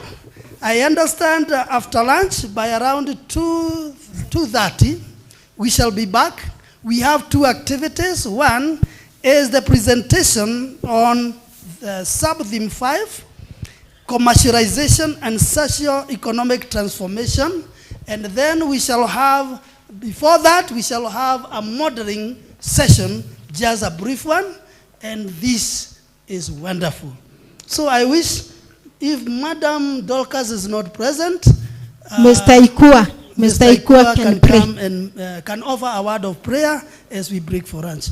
Bwana Ikua, you can have the mic and do the prayers. Welcome very much, even for the next session. Have a delicious lunch session. Thank you. Okay. Let us pray. Our Lord and our God, come before this afternoon. We glorify thy name. Thank you for the far that you have taken us, O Lord. Thank you for the good session that we had, O Lord. And thank you for the discussion that we had and our facilitators. May you bless them for the great knowledge that they have impacted on us. Before us, there is something to partake. O Lord, we receive it with thanks. We glorify thy name. And also we pray for those who don't have provided to them. In Jesus' name we do pray. Amen. Thank you very much for your prayer. Please let us allow our guest and our council to leave first.